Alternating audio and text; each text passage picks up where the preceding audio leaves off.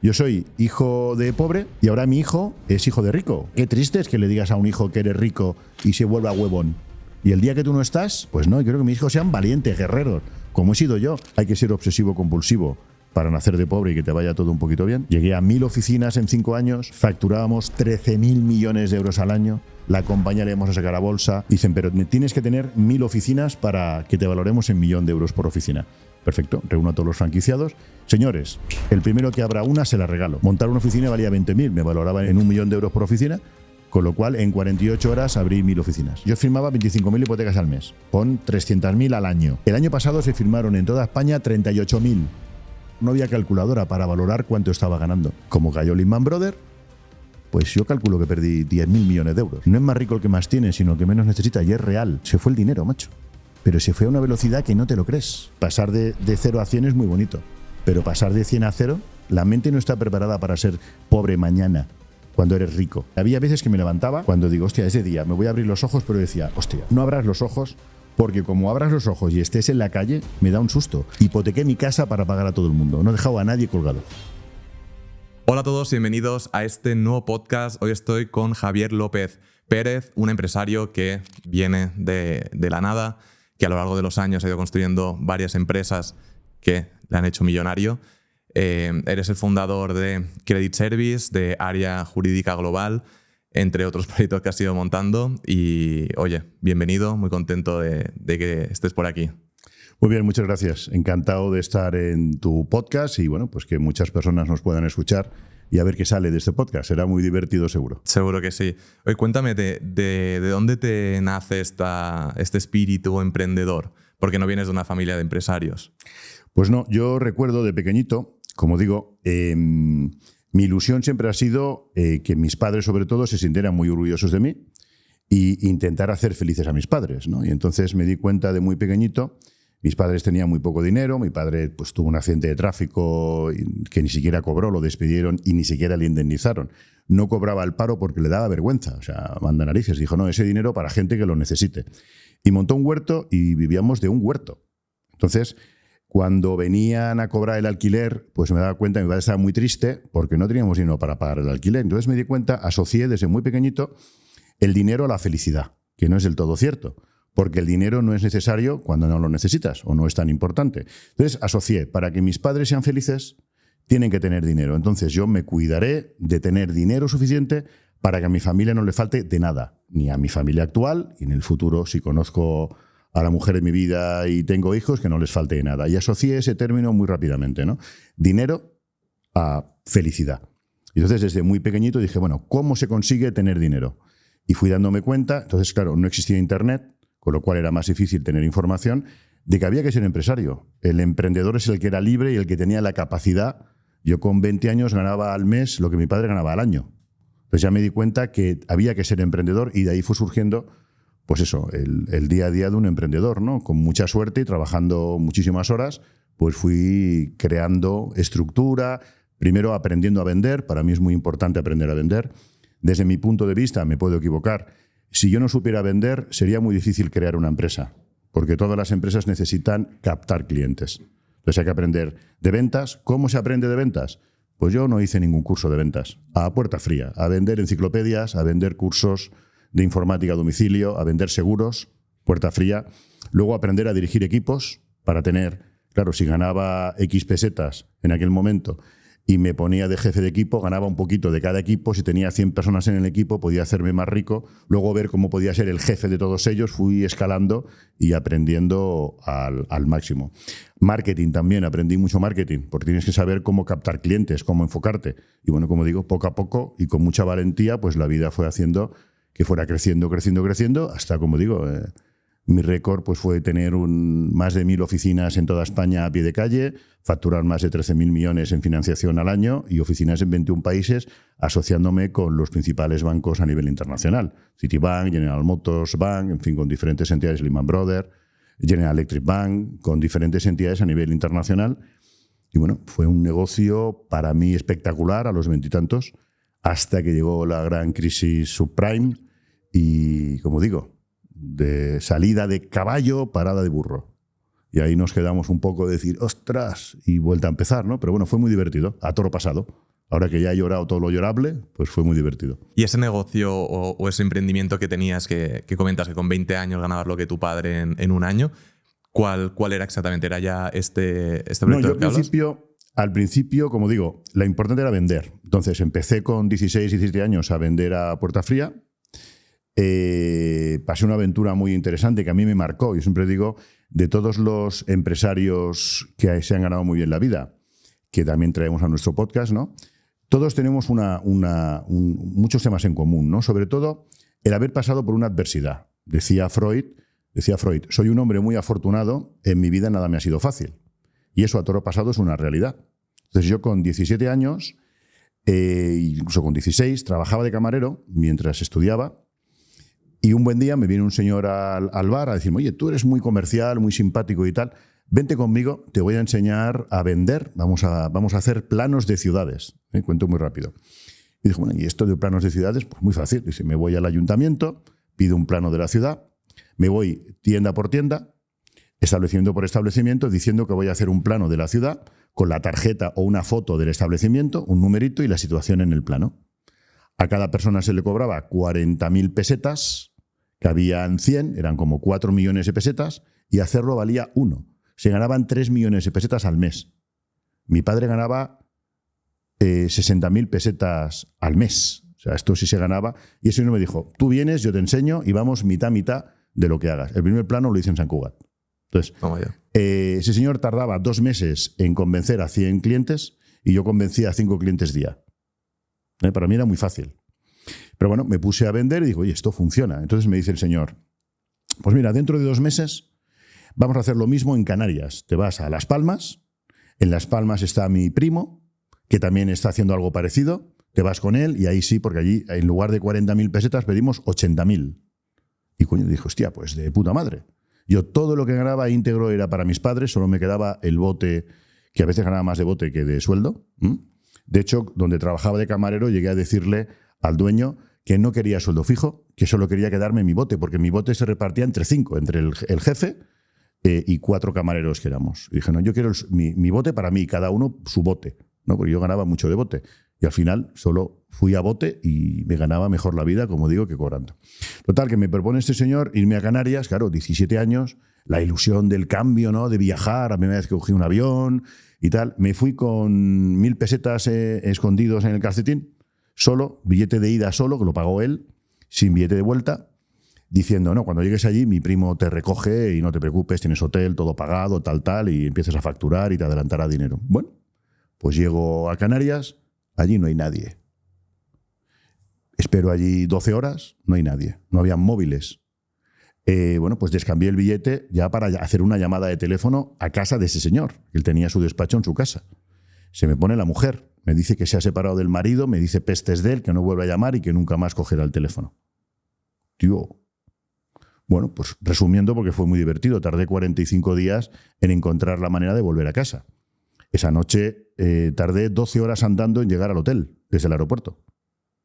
En el hotel llegué un miércoles y el viernes, tuve miércoles, jueves y viernes sin comer. Solo me dejaban desayunar muy poquito en el hotel y el viernes, como no tenía dinero, se quedaron el DNI y a la calle. A dormir en la calle 45 días. Eso fue una aventura con 17 años. ¡Guau! Ahí te das cuenta que estás solo en la vida, que tienes que depender de ti, ya no hay papás. Yo tenía un vínculo muy especial con mis padres, ¿no? Y, hostia, eso fue el shock, esa catarsis que dijo, oye, cuando vuelvan a la vida normal, si es que vuelvo, porque en un momento eres tan joven que creía que me quedaría de indigente toda la vida. Digo, joder, yo que quería ser multimillonario y me voy a quedar de indigente, es alucinante, ¿no? Pero, en fin, salimos de allí y cuando volví a una economía normal, dije, me cago en la leche, que hay que hacer lo máximo que puedas con lo que tengas donde estés. Entonces me puse a trabajar en una imprenta como comercial de la imprenta. Visitaba establecimientos para ofrecerles pues facturas, albaranes, recibos, todo lo que tenía que ver con el mundo gráfico, ¿no? Y un buen día, como digo, siempre aprovechando todas las oportunidades. O yo mismo veía oportunidades donde tenía hambre, ganas de hacer algo por mí mismo, ¿no? De hecho, digo que trabajaba para una imprenta y es cierto, pero nunca estuve asegurado. Si vemos mi hoja laboral, soy autónomo desde los 18 porque antes no podía ser autónomo, ¿no? Pero en fin, estaba de autónomo. Y un buen día voy a un centro médico para ofrecer facturas, albaranes, recibos y todo el tema gráfico. Y me dice la señora, me dice, mira, yo lo que necesito es hacer publicidad sobre el centro médico. Perfecto. ¿Tienen ustedes a alguien especialista en publicidad? Digo, naturalmente, claro, quiero un sí siempre, sí a todo. Naturalmente, no se preocupe, yo hablo con el equipo y el lunes nos ponemos. Me compro un libro de publicidad, me lo empollo el fin de semana, claro, no había internet. Y el lunes ya soy yo experto, ya analizo qué decía ese libro. Pues que cualquier negocio tiene que analizar cuál es el target de cliente al que va dirigido, ¿no? En el caso de un centro médico, los enfermos. ¿Dónde van los enfermos? Donde va tu cliente, tienes que posicionar tu publicidad. Pues yo analicé, digo, bueno, pues un enfermo va a un médico. Entonces deberemos hacer publicidad del centro médico y distribuirlo en centros médicos o en sitios donde van los enfermos. Total. Me voy el lunes a la reunión con la señora, digo, mire, ya hemos analizado su mercado, haremos un folletito muy chulo, tal, con fotos. Yo hacía el CorelDRAW, lo hacía todo. Vendía, hacía yo el diseño, que también aprendí con un libro de CorelDRAW. Y luego la impresión la hacía el dueño de la imprenta. Y un poco más adelante ya aprendí a alquilar la máquina, que me enseñara a funcionarla, y le alquilaba la máquina, compraba yo el papel y aún le ganaba más dinero a todo el tema, ¿no? Total, resumiendo muy rápido, hago el folletito de la señora del centro médico, por detrás estaba en blanco, suerte, ahora os explico por qué es suerte que detrás estaba en blanco, y le digo a la señora, digo, mire, esto en lugar de repartirlo por los buzones, que en un buzón puede haber un enfermo o no, vamos a repartirlo en centros médicos, no nos dejan, pero sí en todas las farmacias de la ciudad. Empecé en Sabadell. Muy bien, pues lo que usted vea, perfecto. Le facturé X con la idea de hacerlo una sola vez. Y me ganaba muy bien la vida, repito. Solo en ese folletito ganaba lo mismo que mi padre un año trabajando. ¿Vale? Total, que me pongo a repartirlo, lo hago muy bien, hago todo el tema, le enseño la muestra, perfecto, y me pongo a repartirlo en las farmacias. Oye, qué casualidad. Claro, mi padre me acompañaba porque yo no tenía ni edad para tener carnet. No tenía carnet, claro, tenía 17 años, aún no tenía 18. Y oye, el destino. Voy a la primera farmacia de Sabadell. Buenos días, le dejo la publicidad. Y me dice, ¿dónde va usted?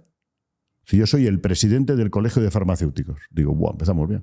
Y esto no se lo he podido autorizar. ¿No ve que si viene aquí todo el mundo a dejar folletos, esto sería una librería, no una farmacia? Dice, no, lleves eso, no me interesa. Digo, pero ¿cómo? O sea, si esto no es publicidad. Claro, mi imaginación empieza a dar vueltas. Esto es información. Información, porque puede venir alguien, es un centro médico que se acaba de abrir, para que usted tenga constancia, no tiene por qué repartirlo, le dejo unos cuantos por si alguien le pide información. Que no, que esto no lo voy a autorizar. Bueno, yo tenía que salir de ahí de alguna manera. Y hablando con el señor, no sé si fue idea suya, lo dudo, pero o idea mía o de los dos, y al final pensé, bueno, vamos a hacer cómo conseguimos que se sienta beneficiado el farmacéutico para que me reparta este folleto. Entonces decidí, como la parte de atrás estaba sin imprimir, le dije, ¿qué le parece si ponemos en la parte de atrás las farmacias de guardia de esta semana? Y ponemos un cartelito que dice, no deje los medicamentos al alcance de los niños, es un consejo del Colegio de Farmacéuticos de Sabadell, ¿no? De esta manera, de alguna manera, pues también se beneficiaba. Y me medio dijo, bueno, lo consultaré, no le digo que no, lo tengo que pensar. Cojo todos los folletos y me pongo a imprimir por la parte de atrás las farmacias de guardia. Yo en el lateral de todo lo que imprimía, para presumir un poco, pues ponía Edita Javier López y ponía en aquel momento el teléfono que había comprado. Mis padres nunca tuvieron teléfono. Compré un teléfono, una línea de teléfono en mi casa con un contestador. Con mucho cuidado porque mi madre cuando llamaba, normal, no sabía quién era, lo cogía.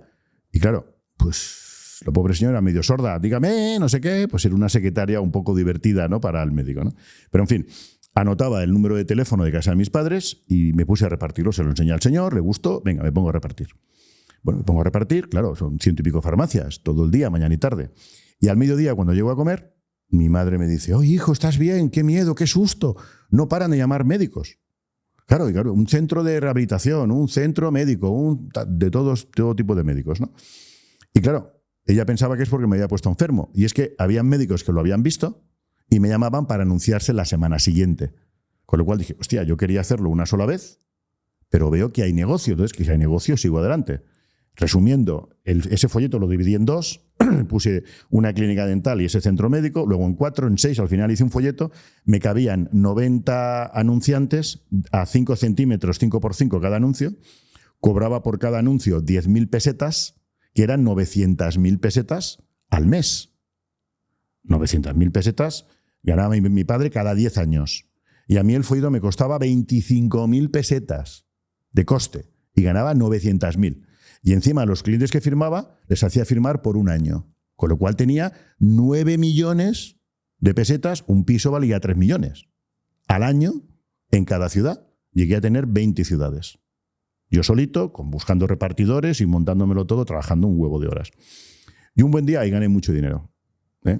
La verdad es que ya han pasado, ya prescrito. No tenía edad, con lo cual los médicos no querían IVA, yo tampoco, ¿no?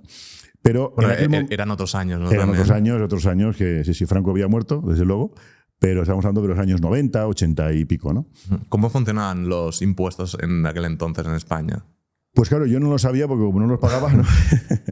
Pero supongo que tenías que darte de alta de autónomos. Cuando me di de alta de autónomos, al cumplir 18 ya me di de alta de autónomos, pues claro, allí pagabas un porcentaje de los... Claro, el autónomo siempre ha pagado más que una sociedad limitada, de ahí que luego cuando aprendí Derecho y demás, que ahora iremos, ¿no? Pero sí, claro, pagábamos el IVA. Pasa que había muchos médicos, como el IVA no se lo podían desgravar, en aquel tiempo los médicos no desgravaban el IVA. Entonces la mayoría no quería hacer IVA, pagaban, pero claro, el herbito era otro momento de la historia de España, ¿no? Entonces, un buen día me llama una empresa, una consultora de franquicias internacional, y me dice que están buscando en España negocios que sean franquiciables. Porque hay otro nicho de mercado que yo desconocía, que había mucha gente... pero mucha, que estaba buscando montar un negocio, pero en lugar de montarlo desde cero, inventándoselo, quería alguien que ya hubiera inventado un negocio, que le enseñara cómo funciona, y estaban dispuestos a pagar 30.000 euros porque les enseñes. 30.000 euros lo ganaba mi padre cada 20 años, por enseñarles cómo funciona el negocio y darles servicio. Una especie de infoproducto ahora. Se pagaba mucho más, pero claro, había que darle formación inicial y permanente. Y buscaban un negocio que cumpliera estos 3 requisitos. Yo los cumplía. Primero, que costara montarlos menos de 60.000 euros, ya hablábamos de euros, lo que eran 10 millones de pesetas, que se amortizara la inversión en menos de un año y que no hiciera falta personal, que pudiera ser autoempleo.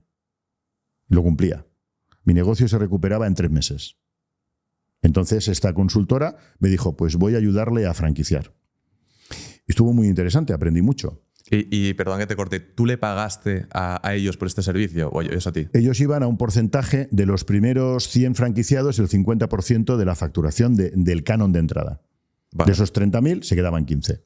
¿Vale? Pero los 30.000 es lo que se cobraba por empezar a hacer tu negocio. Sí, a los el señor demás. Que quería un farmaguardia, le llamamos farmaguardia, registré la marca, lo registré como modelo de utilidad, en fin, me gasté. El primer crédito que yo pedí fue para registrar mi marca y modelo de utilidad. Que me costó una pasta porque yo era tan chuleta que ya lo hice en toda Europa. Entonces, bueno, pues estas personas pagaban 30.000 euros. Y claro, esta consultora fue muy interesante. Porque como digo, como decía Freud, ¿no? Soy un hombre muy afortunado, mi vida nada más ha sido fácil.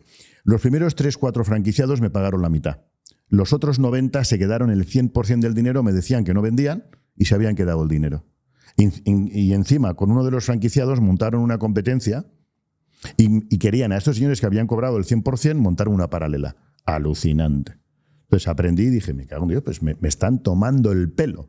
Y dije, pues franquicio yo directamente. Como digo, y empecé a franquiciar, llegué a tener 90 y tantas ediciones. A muchos de los franquiciados que les habían pagado a ellos les tuve que dar el servicio gratis, porque en fin, así soy. Aunque no me habían pagado a mí, entendía que tenía un deber moral de darles el servicio. Luego monté la imprenta, compré la imprenta donde yo trabajaba para dar el servicio de impresión en toda España a todos los franquiciados de Farmaguardia. Y la verdad es que aprendí muchísimo a franquiciar. ¿Qué sucede? Pues también otro negocio que te surge. Claro, en la vida van surgiendo oportunidades, ¿no? Porque además en las franquicias está el costo de entrada, pero también royalties, ¿no? Que sería un porcentaje de la facturación. Yo en este caso no les cobraba royalties. Lo que hacía era, tenía la obligación de que yo les imprimiera todos los farmaguardias. Eran físicos, montaba mi imprenta y ya tenía mi margen. De hecho, les cobraba más barato que cualquier imprenta. Pero es que en imprenta había un margen muy importante.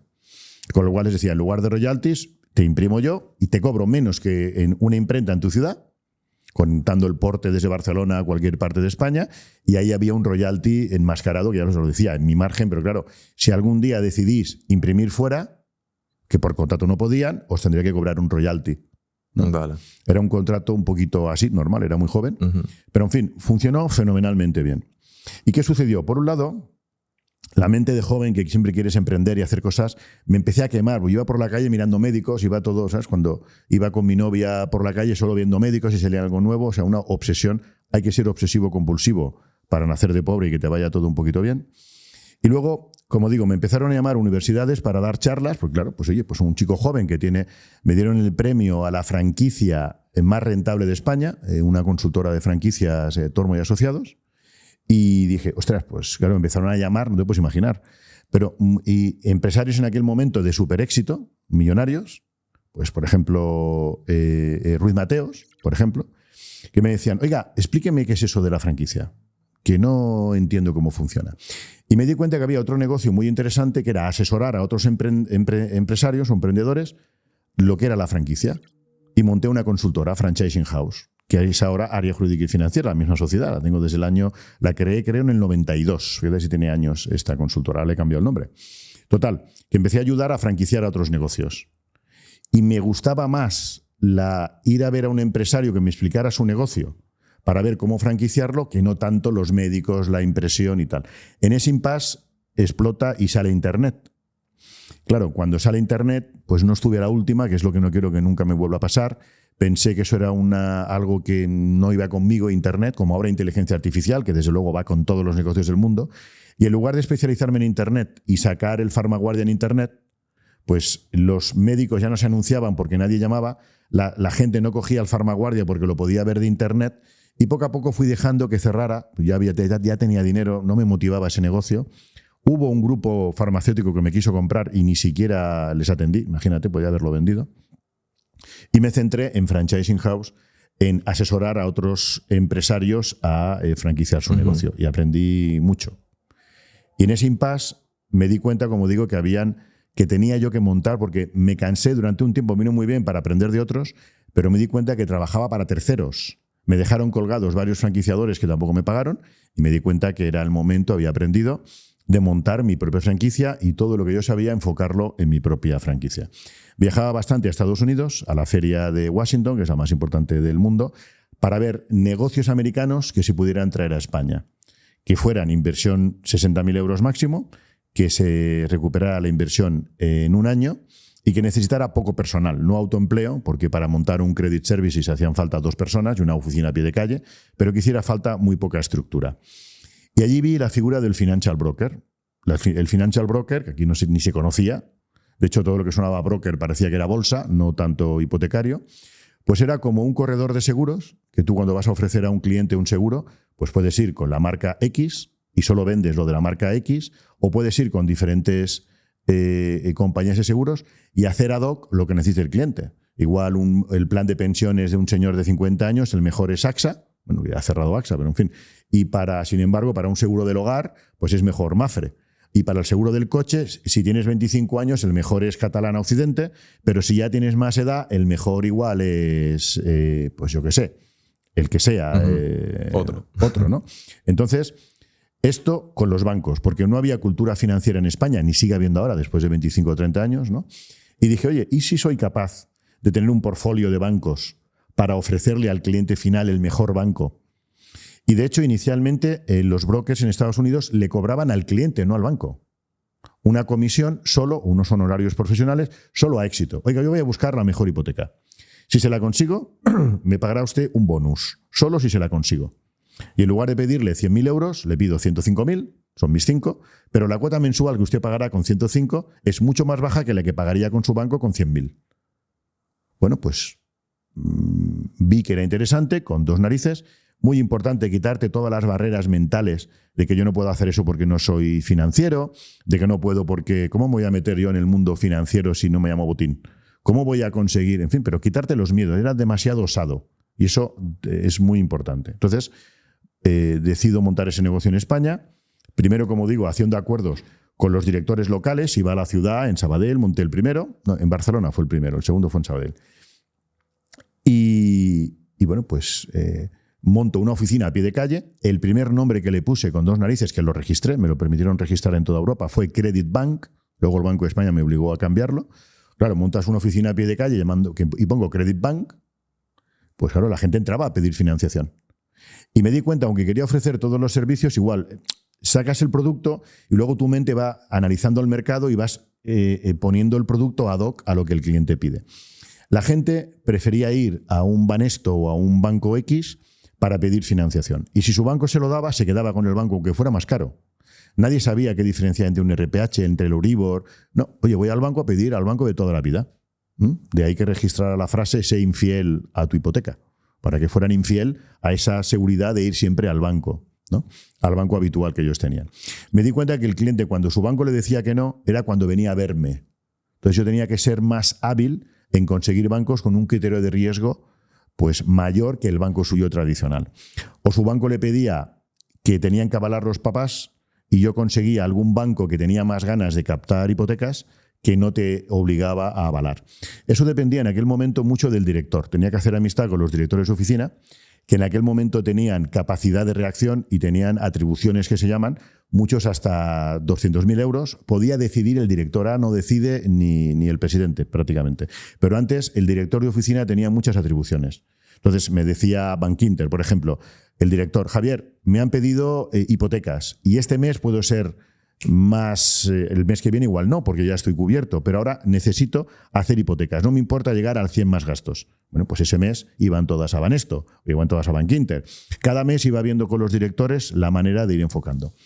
El negocio funcionó, gané dinero, cobrando, como digo, a éxito. Porque esto también para que la gente no se pierda. Tú estás en el mundo de las franquicias, vas como una convención de franquicias y ahí ves la idea que estaba funcionando en Estados Unidos, pero la montas tú. La monto no es yo. una franquicia de No es franquicia americana. De hecho, allí era... ellos lo hacían en una licencia y no era franquicia, pero con bancos. Era un banco americano el que hacía eso directamente. Y ese banco americano lo que hacía es la primera opción ese banco y si no encajaba el resto de bancos. Vale. Claro, yo ni tenía capacidad económica para un master franchise en España, simplemente fue el modelo de negocio. Vale. Lo que dije, hostia, esto me veo capaz. Y lo empezaste con hipotecas. Con hipotecas, sí. Vale. Era porque, como le cobraba un porcentaje a la financiación, claro, una hipoteca eran 100.000 euros y un préstamo personal 1.000. Coño, a 1.000 euros el 5% son 5 euros, pues no, o 50 euros no salía rentable. Empecé con hipotecas. Luego ofrecí todo. Forfighting, bueno, tuve mi propia tarjeta de crédito, mi propio cajero automático, en fin.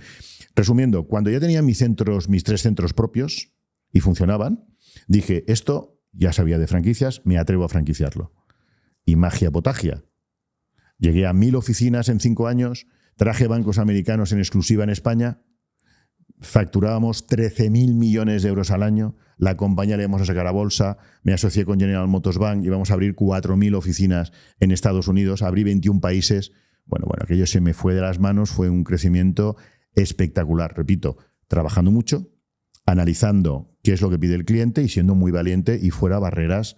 Ni era abogado en aquel momento, ni era economista, pero no era necesario. Cuando los bancos americanos vieron que había una fuerza de ventas en España de 1.000 oficinas, más oficinas que Banesto, Bankinter y Barclays juntos, que iba a éxito rotundo porque le decía al banco, tú dime el scoring que quieres, yo te capto clientes gratis para tu scoring. Y claro, llegar a España, tener 1.000 oficinas a tu disposición, para un banco americano era alucinante, no se lo creían. Luego estaba auditado por KPMG, les daba las claves de KPMG para que vieran mi facturación, era súper transparente con los bancos americanos. Los bancos españoles se pusieron celosos, tuve ahí también mis guerras porque hay mucho también navajazo por la espalda.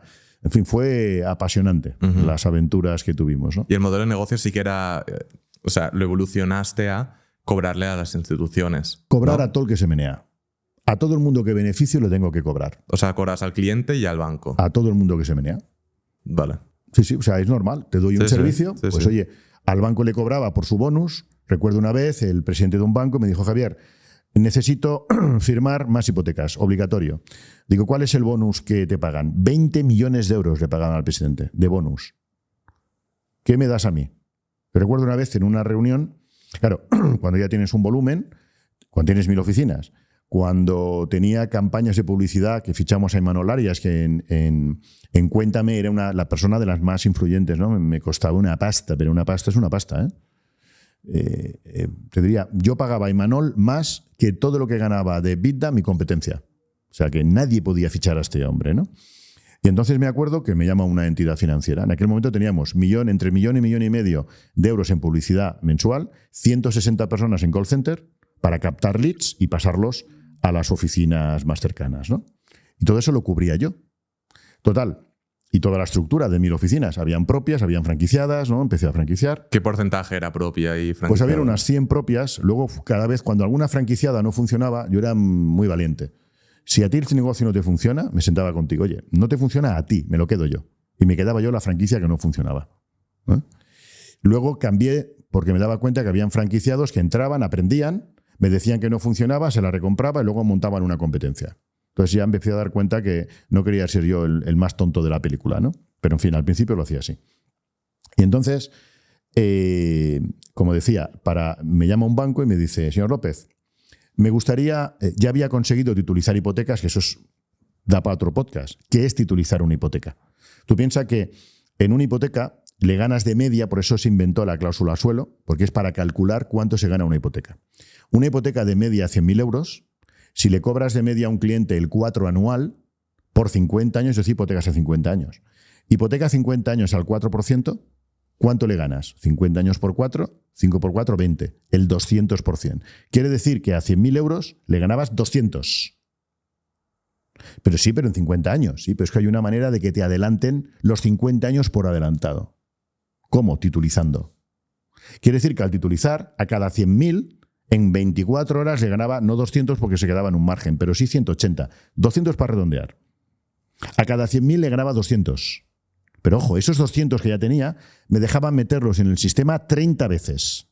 Porque ya tengo 200. Ahora los utilizo otra vez y a esos 200 le gano 400. A los 4 les gano 8. Pero si todo esto lo multiplicas, el ROI sale sobre los 100.000 iniciales. Entonces salían ROIs del 4.000%. Alucine. Y solo poniendo 100.000 euros. Entonces, el banco negociaba con los bancos. ¿Qué cantidad? Pues claro, me dice el banco, bueno, ¿usted qué quiere ganar? Cuando ya aprendí a titulizar, cuando ya se titulizó en Estados Unidos, se empezó a titulizar con General Electric Money Bank. Pues le digo al presidente, digo, hombre, teniendo en cuenta, tenía 20 y pico de años, digo, pero teniendo en cuenta que ¿quién paga la publicidad? Yo. En televisión, la pago yo, usted no paga. Bien, yo analizo, usted me dice el scoring que quiere. Yo lo pongo en mi software, que había creado un software, me había costado una pasta, para que no existía en el mercado, claro, había que hacerlo ad hoc. Yo pongo el scoring que usted pide. Yo me capto de atender al cliente. ¿Quién atiende al cliente? ¿En su call center? No, el mío. Yo me cuido de enviarlo a la oficina más cercana, tenía 1.000. Hostia, esa estructura, ¿quién paga la estructura esa? Yo, mis franquiciados, pero mi estructura lo paga. Yo voy a las firmas, porque firmaba por el banco. El banco solo ponía el funding, el dinero. Entonces, si usted solo pone el dinero y yo lo hago absolutamente todo, ahí luego el recobro. Yo hacía el recobro de mora, si había mora, que luego lo comentaremos. Era casi más rentable recobrar, o sea, casi me interesaba más que no pagar al cliente a que pagara, alucinante. Total, si yo lo hago todo y usted solo pone el funding, y como yo soy el único, habían competidores chichinabos que tenían 100 como mucho, y muchos la gran mayoría, con todos los respetos, habían salido de casa. Bueno, que todo el mundo se cree que esto era más fácil de lo que parece desde fuera, ¿no? Entonces, digo, si yo lo hago todo y usted solo pone el funding, y yo soy único, ¿pero quién me pone el funding? Pues funding me pone... Habían 25 empresas que me ponían funding, bancos internacionales. Yo soy único y usted no. Pues le voy a dar el 50%. Le dije, yo quiero el 50% de todo lo que se gane, incluso titulizando. Y me dijo, pero el 50 es mucho. Digo, es mucho, pero es lo máximo que le voy a dar, porque soy yo el que se lo da a usted. Yo lo capto todo. Entonces, se firmaron acuerdos de cuenta compartida. Y eso ya empezó, como te digo, es que no había números, yo no sabía el dinero que ganaba. Es increíble. O sea, básicamente entendiste el modelo de negocio de los bancos y cómo ellos ganan dinero al prestar dinero, y te sentaste con ellos y le dijiste, mira, quiero el 50% de lo que vais a ganar, pero, claro, o nada. De lo que se gane, de lo que yo hago, porque yo tengo ya la estructura montada. Claro, me puse, y creo que me merecía un 51. Pero bueno, como eran muy chulescos, mitad. Pero ¿te quieres creer que ningún banco nunca jamás me pagó nada? Son muy ladrones. Nadie me pagó, porque nadie es tan, como digo muchas veces yo, nadie es tan generoso como aquel que nunca va a cumplir. Nunca, jamás, ningún banco me pagó nada. La excusa fue que cayó Lehman Brothers. Y el negocio consistía en meter todo ese capital en el sistema de Lehman Brothers para titulizarlo. Como cayó Lehman Brothers, pues yo calculo que perdí 10.000 millones de euros. Entonces nadie pagó nada. ¿Y qué iba a hacer? ¿Demandar a todos los bancos? Demandé a General Motors, sale en internet todavía, General Motors Bank, por un acuerdo espectacular que incumplieron, que encima se me pusieron chulescos y les demandé por 38 millones de dólares. Y gracias a Dios que gané. Y me decía todo el mundo, bueno, ¿y qué hiciste con lo que ganaste? Pagar deuda. Y con el resto que se esperen. Porque la deuda era de la madre que me trajo. Pagué a todo el mundo cuando cayó Lehman Brothers, que eso ya es mentalmente, pasar de 0 a 100 es muy bonito. Pero pasar de 100 a 0, la mente no está preparada. Yo era multimillonario sin liquidez. La mente no está preparada para ser pobre mañana, cuando eres rico. No está preparada. Entonces es una guerra mental que ni te cuento. Me costó darme cuenta que no tenía para otra vez, no estaba en la calle como en Canarias, pero que había que despedir. Había más de 7.000 personas en la organización. Y por acabar de entender lo de titularizar, ¿cómo es exactamente? Porque no lo acabo de entender. Básicamente es cuando alguien pide un préstamo. Si tú pides un préstamo y a ti, pues como te cobran un interés, Sí. por ejemplo, por 50 años, Sí. tú vas pagando la hipoteca. Ahora bien, el banco lo que puede hacer es ¿cómo te diría? Es como si tú tienes un gimnasio y cobras a tu cliente 100 euritos al mes por ir al gimnasio, pero le obligas a ir un mínimo de un año. Vale. Entonces tú puedes pedir una póliza de crédito, vas al banco y le dices, mire, tengo 1.000 clientes que me pagan 100 euros al mes.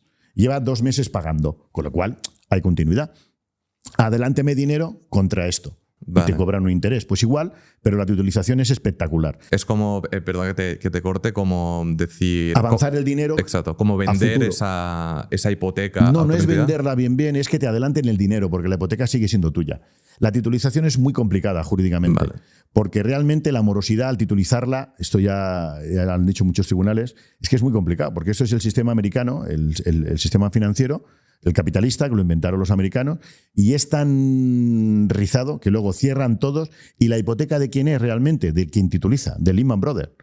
Pero es una cesión de la gestión, o sea, es muy complicado. De hecho, Vale. aún hay jueces y aún hay sentencias que no se sabe quién es el propietario, el que ha titulizado, pero como digo, te adelantan un porcentaje muy alto de la hipoteca a 40 años, o a 50 o a 30, del dinero. Si tú le ganas a un cliente final, la media era un 4, en aquel momento el Euribor estaba muy barato, bueno, luego fue subiendo, bajando, fue también, pero una media del 4 a 50 años, pues 4 cada año que le ganas. Por 50 años el 200%.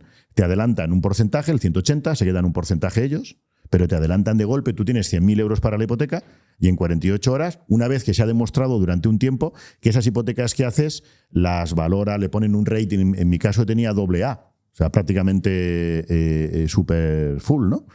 El máximo era el AAA, pues aquí me hicieron un AA. ¿Por qué por un AA? Yo creo que incluso que era más. ¿En España quién iba a dejar de pagar la hipoteca? Nadie. La gente, ¿quién va a dejar de pagar hipoteca? Y te diría más, en España subía la hipoteca entre un 10 y un 20, o sea, el precio de la vivienda subía entre un 10 y un 20 cada año. Con lo cual, yo conseguí convencer a un banco, a una compañía aseguradora internacional que me llamaron para decirme, oye, te puedo garantizar la hipoteca viendo, como daba transparencia de todo lo que hacía en España, viendo que en España todo el mundo paga la hipoteca, quizás en Estados Unidos las ninja no se pagaban, a mí en España me pagaba todo el mundo. Tenía una morosidad del 0,07. Entonces, si alguien no paga, esa compañía americana se cuida de garantizar que el banco cobra. Y yo lo mismo, cuando vino este fondo dije, perfecto. Dice, bueno, te daremos una comisión. Digo, no. A mí me dais la mitad de todo lo que se genera. Soy yo el que hago la hipoteca, ya buscaré yo otro. Ese dijo que no, busqué otro y iba al 50%. Entonces, yo era el que, si no se pagaba la hipoteca, yo pagaba la hipoteca al banco. Me daban 6 meses y en 6 meses vendía el piso más caro y aún le ganaba dinero. Que mi padre, en paz descanse, me decía, Javier, esto... Y mira que mi padre no sabe ni leer ni escribir. Justo hace un mes, hará un año que ya está en el cielo, ¿no? Y me decía mi padre, pero hijo, esto... Yo, claro, no sabe leer y escribir, si no lo puedo entender. Pero que tú... no seas banco, que ganes la mitad de un banco con la estructura que tiene el banco y que si el cliente paga, ganas, pero si el cliente no paga, ganas más. Los negocios de ganar es muy raro, ¿no?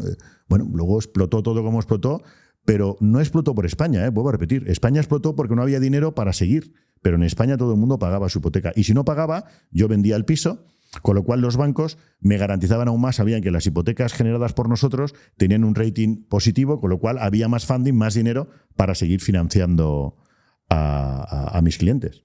Y todo acaba cuando Lehman Brothers, el que era el banco más grande del mundo, quiebra. Claro, quiebra, no me dan dinero y me encuentro con una estructura que eso hay que aprender para que no le pase a otras personas. O sea, cuando ¿no? dices que no te dan dinero es que ya no podías... Claro, todo el dinero, el 90% del dinero que se financiaba venía de Lehman Brothers. Vale. Venía a través de Citibank o a través del Banco Primus o a través de General Electric Bank o a través de General Motors Bank, a través de Banca Internacional, que era la que nos prestaba el capital. Claro, si no tienen funding, no tienen dinero de entrada, a mí no me llega dinero. Yo tenía, creo que eran unas 30.000 hipotecas, firmaba 1.000 hipotecas día de media, igual un día 2.000 y un día 700, ¿no? Pero de media 20.000 hipotecas o 25.000 hipotecas, pues se trabajaban sábados al mes. El año pasado, yo firmaba 25.000 hipotecas al mes, pon 300.000 al año. Tela, ¿eh? El año pasado se firmaron en toda España 38.000.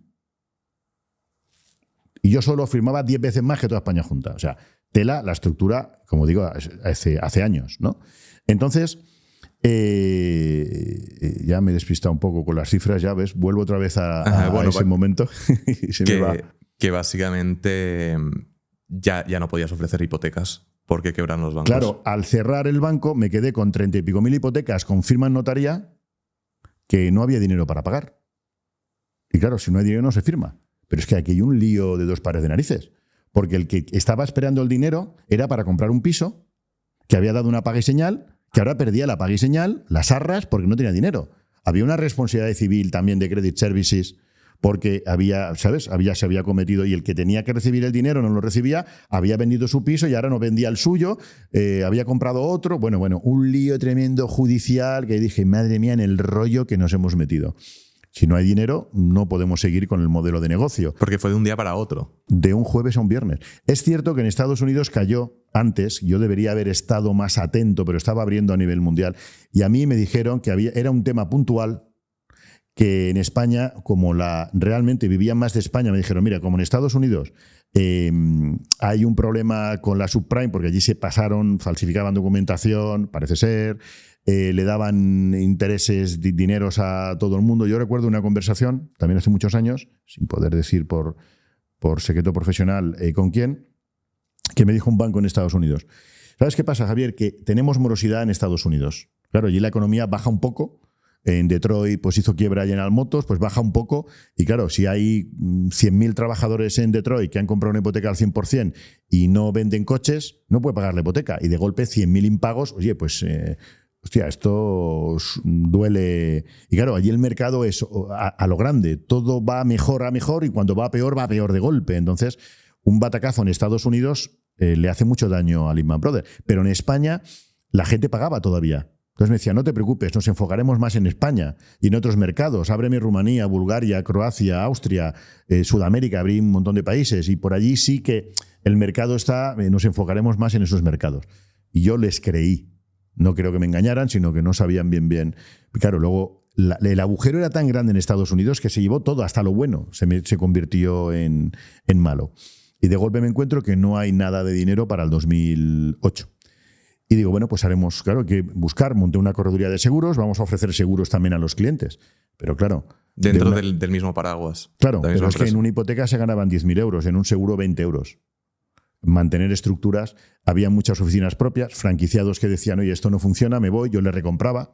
Luego dejé de recomprar porque muchos incluso montaban una competencia, como decía, demandas de franquiciados, a quien entiende, la mente es maravillosa, la culpa nunca es del sistema, se creían que yo era un medio dios, hoy casi lo hemos comentado, ¿verdad?, con un compañero que coincidía, este tío es la leche, yo ni era tan bueno, aunque lo que hice realmente lo veo a toro pasado y esa valentía con los bancos internacionales, ¿no?, sin tener contactos en esos países, pues ahora lo veo y fue muy osado, ¿no?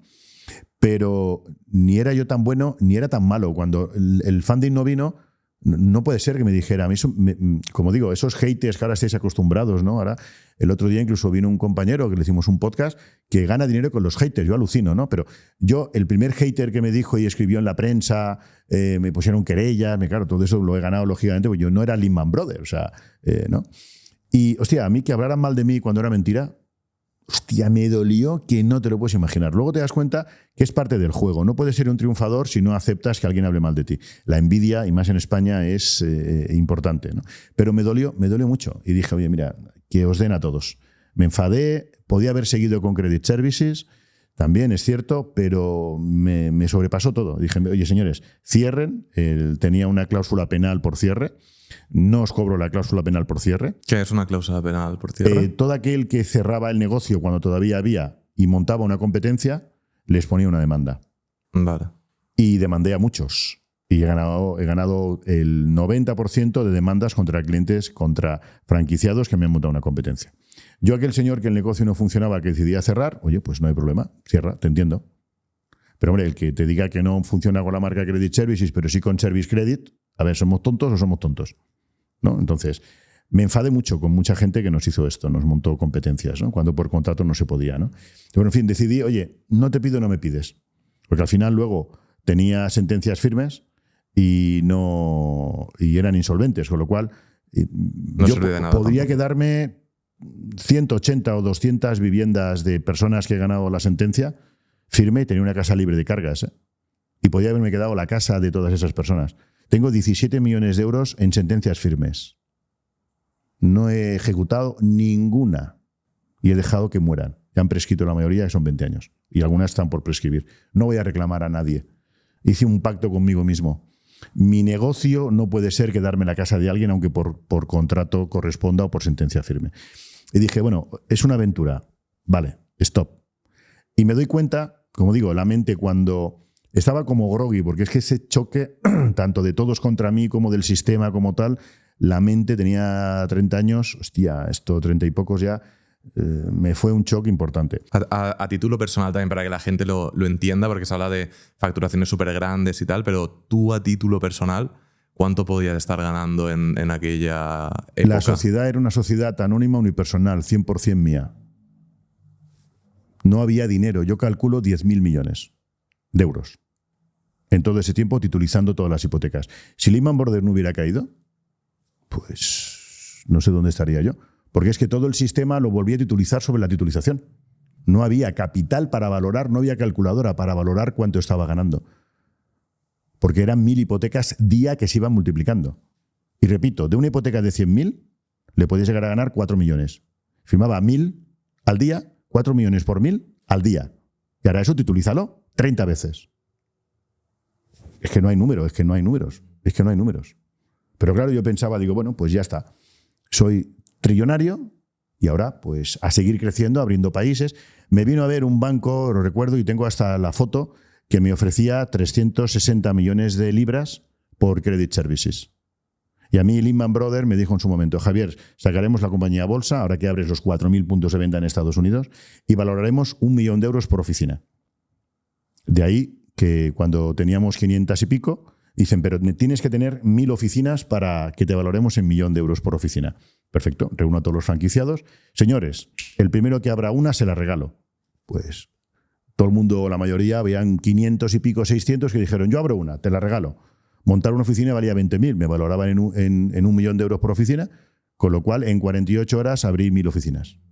Y claro, el responsable de General Motors se quedó alucinado, llamó y dijo, ya tiene 1.000. Dijo, oiga, pero si me ha llamado usted hace media hora que tenían 500. Ya, pero ya tiene 1.000 ese tío. Ha conseguido 1.000. Un poco como ahora vosotros que sois virales, que sacáis un vídeo y de golpe os ve 1 millón de personas, ¿no? Y en la universidad, que yo estoy en una cátedra, ayer hablaba con el director de la cátedra, y dice, pero ¿cómo puede ser que un influencer saque un infoproducto y vende miles y nosotros desde la universidad no conseguimos y tenemos... Bueno, pues oye, hay cosas que el mercado cambia y bueno, no siempre lo que se supone que es más cotidiano, más habitual o que tiene más solera es lo que más vende. El mundo cambia de forma importante. Sí, antes la forma de escalar era como tú lo hiciste, con más oficinas, franquicias contratando, y a día de hoy muchas veces el propio contenido que te permite hacer lo que tú hiciste, pero sin claro, tanta y sin gente. gastos fijos. Yo no tenía miedo. Ahí voy, el rollo. Que me metí en costes fijos de 30 millones de euros al año. Lo reduje, eran 40 y pico. Lo reduje fácilmente a 30 millones. Pero claro, 30 millones facturando cero. Y claro, yo le enseñé a mi padre, digo, mira, papá, 100 millones de euros en una cuenta. Mi padre se pensaba que eran 100.000 pesetas. Imagínate, pobre hombre, ¿no? Y dice, bueno, ¿eres rico de por vida? Dije, no, papá, tú eres más rico que yo. Ah, hombre, hijo. Sí, papá, porque tú estás ganando 1.200 euros de pensión. Y como, bueno, pues lo pagaba todo porque no necesitaba yo, mi mayor ilusión era que el hombre ahorraba de los 1.200, 1.000 al mes. Entonces tenía ahorrados no sé cuántos. Tú eres más rico que yo, papá. Porque es que yo tengo 30 millones de gastos fijos y tengo 100 millones. Pero en 3 años, sin facturar o facturando muy poco, me los he fundido. No es más rico el que más tiene, sino el que menos necesita, y es real. Entonces, se fue el dinero, macho. Pero se fue a una velocidad que no te lo crees. Y además en España también, porque la gente igual puede pensar, bueno, cierras todo y ya está. En España no puedes cerrar así como así de un día para el otro. Hoy en día, ahora que soy abogado, sí, mucho más fácil.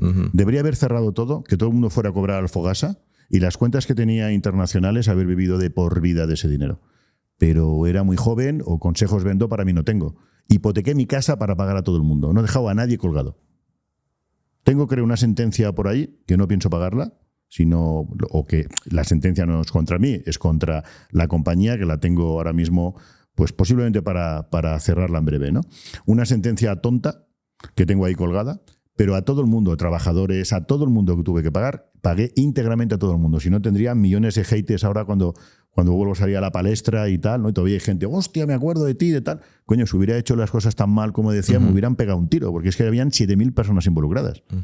No conozco a nadie que me ponga a parir, y el que me pone a parir te demuestro que tengo una sentencia que le he ganado y que no me he quedado a su casa y aún te quedan 2 años, colega, hasta que puedo ejecutar tu casa. Quizás por eso no hay haters. Y saldrán luego cuando hayan vencido todas las sentencias a mi favor. Porque luego puse querellas, se querellaron contra mí por estafa. Y su señoría dijo que eran denuncias falsas. También puedo todavía abrir un procedimiento por falsa denuncia.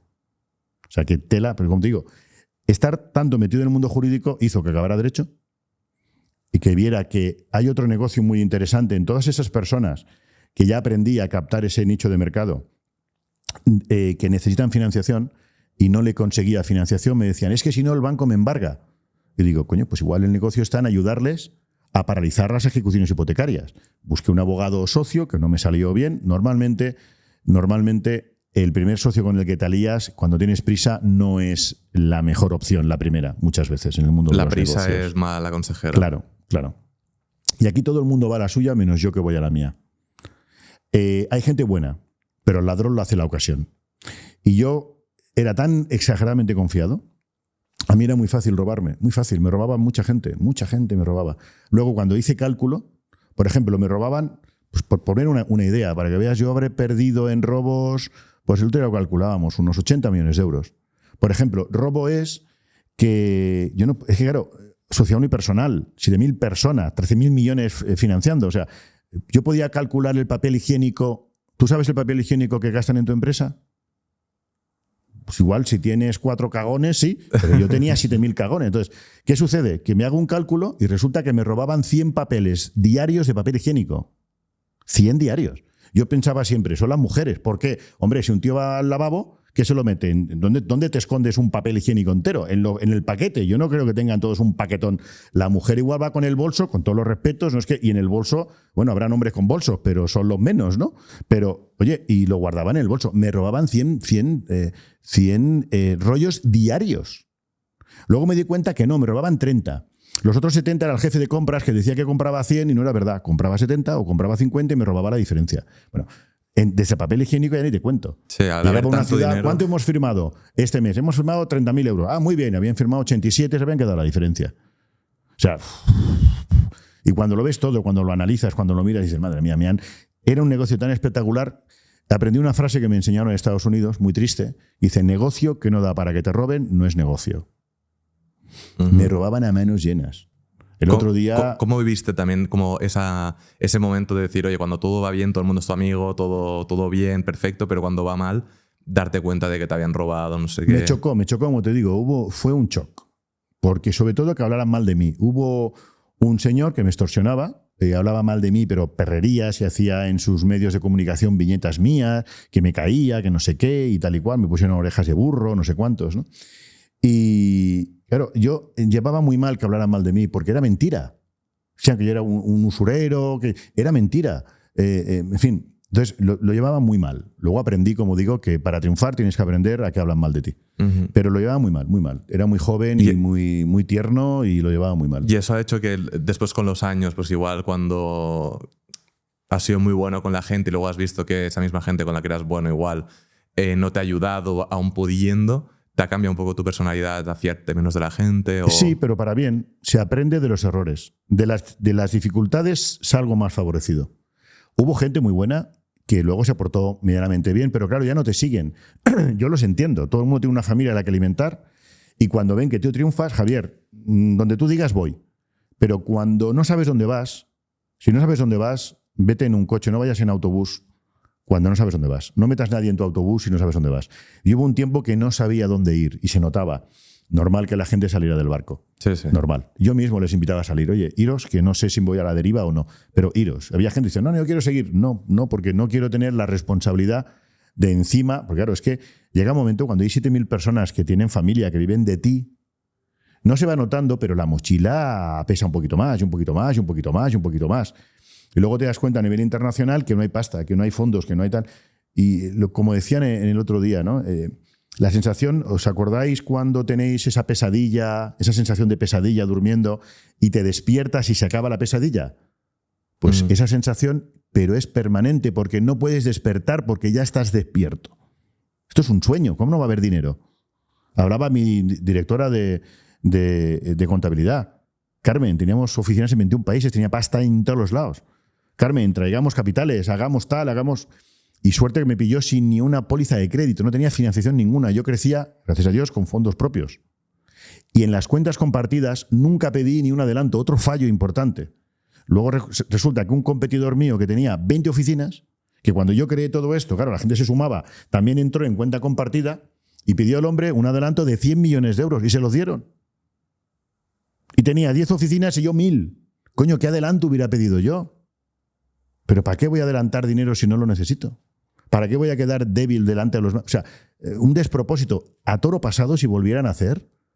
Hostia, yo qué sé, ya... Pero claro, no se puede volver atrás con la experiencia que tienes conociendo el futuro. Sí, sí. ¿No? Menos por ahí alguien que dice que Donald Trump ha viajado al futuro y es un viajante del tiempo. Dicen por ahí, he visto en un YouTube. Veremos a ver si es verdad o mentira.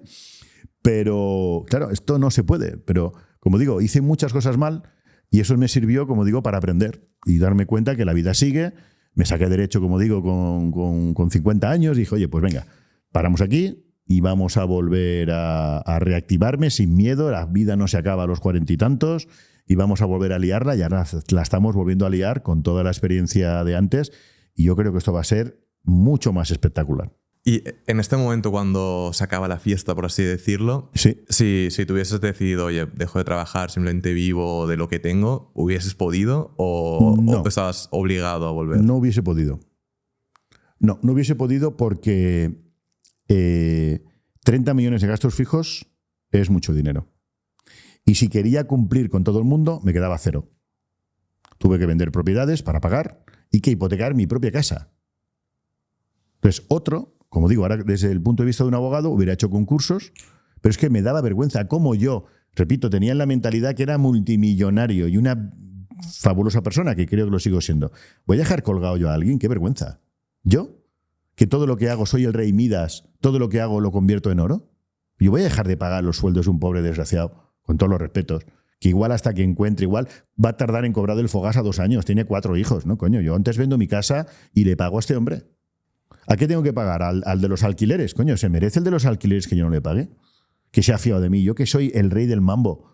Pues yo vuelvo a estar en -8 y volveré a hacerme rico. Yo no puedo dejar a nadie colgado. ¿Verdad? Nadie puede ser infeliz en su vida por mi actitud o por mi forma de ser. Imposible, va contra mis principios fundamentales. Y luego te das cuenta que no pasa nada. Hazlo. Si no tienes dinero, hazlo. Hay maneras de proteger tu patrimonio, de hacerlo ya bien desde cero, montar una holding internacional, protegido, y yo como persona física estoy en default, estoy en quiebra, pero bueno, como digo, era otra mentalidad. Yo recomiendo no mezclar el mundo empresarial con el mundo personal, pero en aquel momento era muy joven, lo tenía todo mezclado, mi orgullo, mi chulería, no hice un ERTE o un ERE porque me daba vergüenza y tuve que indemnizar a todo el mundo con 45 días. ¿Por qué? Porque me daba vergüenza. ¿Cómo voy a hacer yo un ERTE, yo que soy el rey del mambo? Eso hay que cambiarlo, pero bueno, lo aprendes sobre la marcha y todo vino tan rápido, tan rápido, que tu mente te vuelves pobre económicamente más rápido que mentalmente. Y luego quieres hacer las cosas de la mejor manera, que tus padres siempre estén orgullosos de ti, y ahí cometes muchos errores de cálculo. Y luego hubieron unos años que es que tu mente no está preparada. No me salía nada bien, nada. Y solo atraía a gente que me ofrecía negocios y me robaban. Iba a traer una ficha bancaria a España, me vienen unos tipos suizos, oiga, ¿qué tal? Igual, adelánteme no sé cuántos, le adelanto y se fueron y nunca más los ves. Otros que para comprar paquetes de coches de financieras a precios muy baratos y teníamos ya colocados en el mercado. Oye, pues igual, adelanto 100.000 pavos y era otra estafa. Me cago en la leche. O sea, es que si no te dan por la derecha, te dan por la izquierda, ¿no? Y como no estás centrado, pues lo tienes muy complicado. Hasta, como digo, que paré el carro, dije, venga, oye, relax. Vamos a intentar ayudar jurídicamente, poco a poco, a las personas que nos siguen llamando, porque a mí me seguían llamando, claro, con 1.000 hipotecas al día, durante muchos años, pues anda que no había fondo de comercio. La gente llamaba, claro, llamaban 200, 500 personas al día y tenía una secretaria, o sea, saturado al máximo, analizando bien qué podía, y yo el 1 a 1 atendiendo al cliente final. Pero ahí ya no pedían hipotecas. No, ahí, bueno, sí que las pedían por pedir, pero me daba cuenta de decir, no, oiga, hipotecas a usted no le dan, su piso vale... Imagínate, su piso había bajado de precio. Antes valía 200 y tenía hipotecas de 180. No puede pagarla. Debe más dinero. No, si su casa vale ahora 100.000. ¿Cómo no? Y debe 180. Si quiere usted, lo que consigo es una dación en pago. Entregue el banco por la deuda. Entregue al banco o bien le renegocio con el banco una carencia, un código de buenas prácticas y estará usted 2 o 3 años pagando solo 100 euros al mes. Ya veremos, balón para adelante, ya veremos aquí 2 años. Reestructuraba esa hipoteca con el banco. Hasta que me di cuenta que llega a Europa la ley de segunda oportunidad. Y esto es la bomba. Una ley que cancela tus deudas sin tener que pagarlas. Antes refinanciaba las deudas, que también se encarecían y alargaba el plazo. Y ahora hay una ley que te cancela las deudas sin pagarlas. Y si tu hipoteca si tu casa vale 100.000 y tu hipoteca es de 180, en ley de segunda oportunidad te dejo tu hipoteca por 90.000, el 90 de lo que vale ahora, y te ahorro otras 90 de hipoteca. Y todos los préstamos personales no hipotecarios quedan cancelados por ley. Eso es la ley de segunda oportunidad. Y dije, esta es la bomba. Me especialicé, ahora tendremos unas 100 oficinas, 190 abogados, y creciendo. Estoy abriendo entre 2 y 3 oficinas cada semana. Porque esa es una ley europea. Normativa europea. Vale. Que de momento... somos europeos, gracias a Dios. Los diferentes gobiernos no van intentando pincharla, poniendo normativa española más dura que en el resto de Europa, pero de momento el Tribunal de Justicia de la Unión Europea nos da la razón de que se tiene, y esta normativa seguirá muchos años, espero. Por eso también quiero diversificar área jurídica global, de ahí el nombre, área jurídica global. De hecho, tenemos abogados en todas las áreas del derecho. Nos especializamos más en ley segunda oportunidad. De los 90.000, para que tengas una idea, en España han entrado 90.000 personas en ley de segunda oportunidad. En España hay 200.000 abogados, ¿eh? Ley segunda oportunidad. De los 90 yo llevo ya 25.000 casos. Cuota de mercado que llevo. Pero es que en Italia se han acogido 1,8 millones de italianos y en España 90.000. Aquí hay un mercado que no se lo cree nadie. Pero por si la ley acaba, pues yo qué sé, este gobierno o el que viene u otros dicen, pues ahora no sé cuántos. Ya estamos viendo que ofrecemos ese cross-selling de temas mercantiles, civiles, inspecciones de Hacienda somos muy buenos, también tenemos ahí... En fin, voy creando un despacho de abogados global, como marca la marca, para ofrecer cualquier tipo de servicio jurídico. Pero como digo, muy especializado en deudas.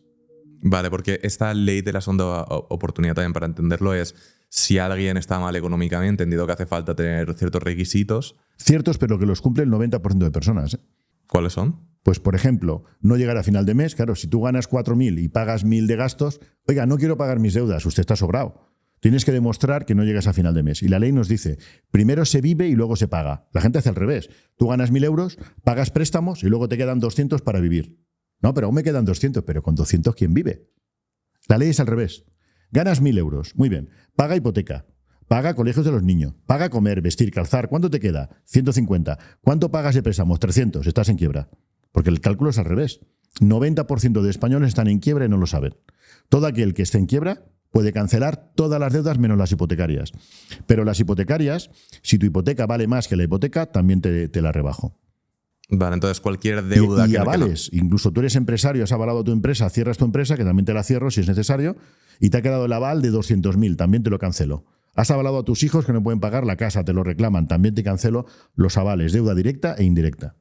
Vale, entonces se puede cancelar todo menos hipotecas y la hipoteca lo que se va a hacer es bajar lo que se tiene que Eso es, pagar. al 90 de la tasación actual.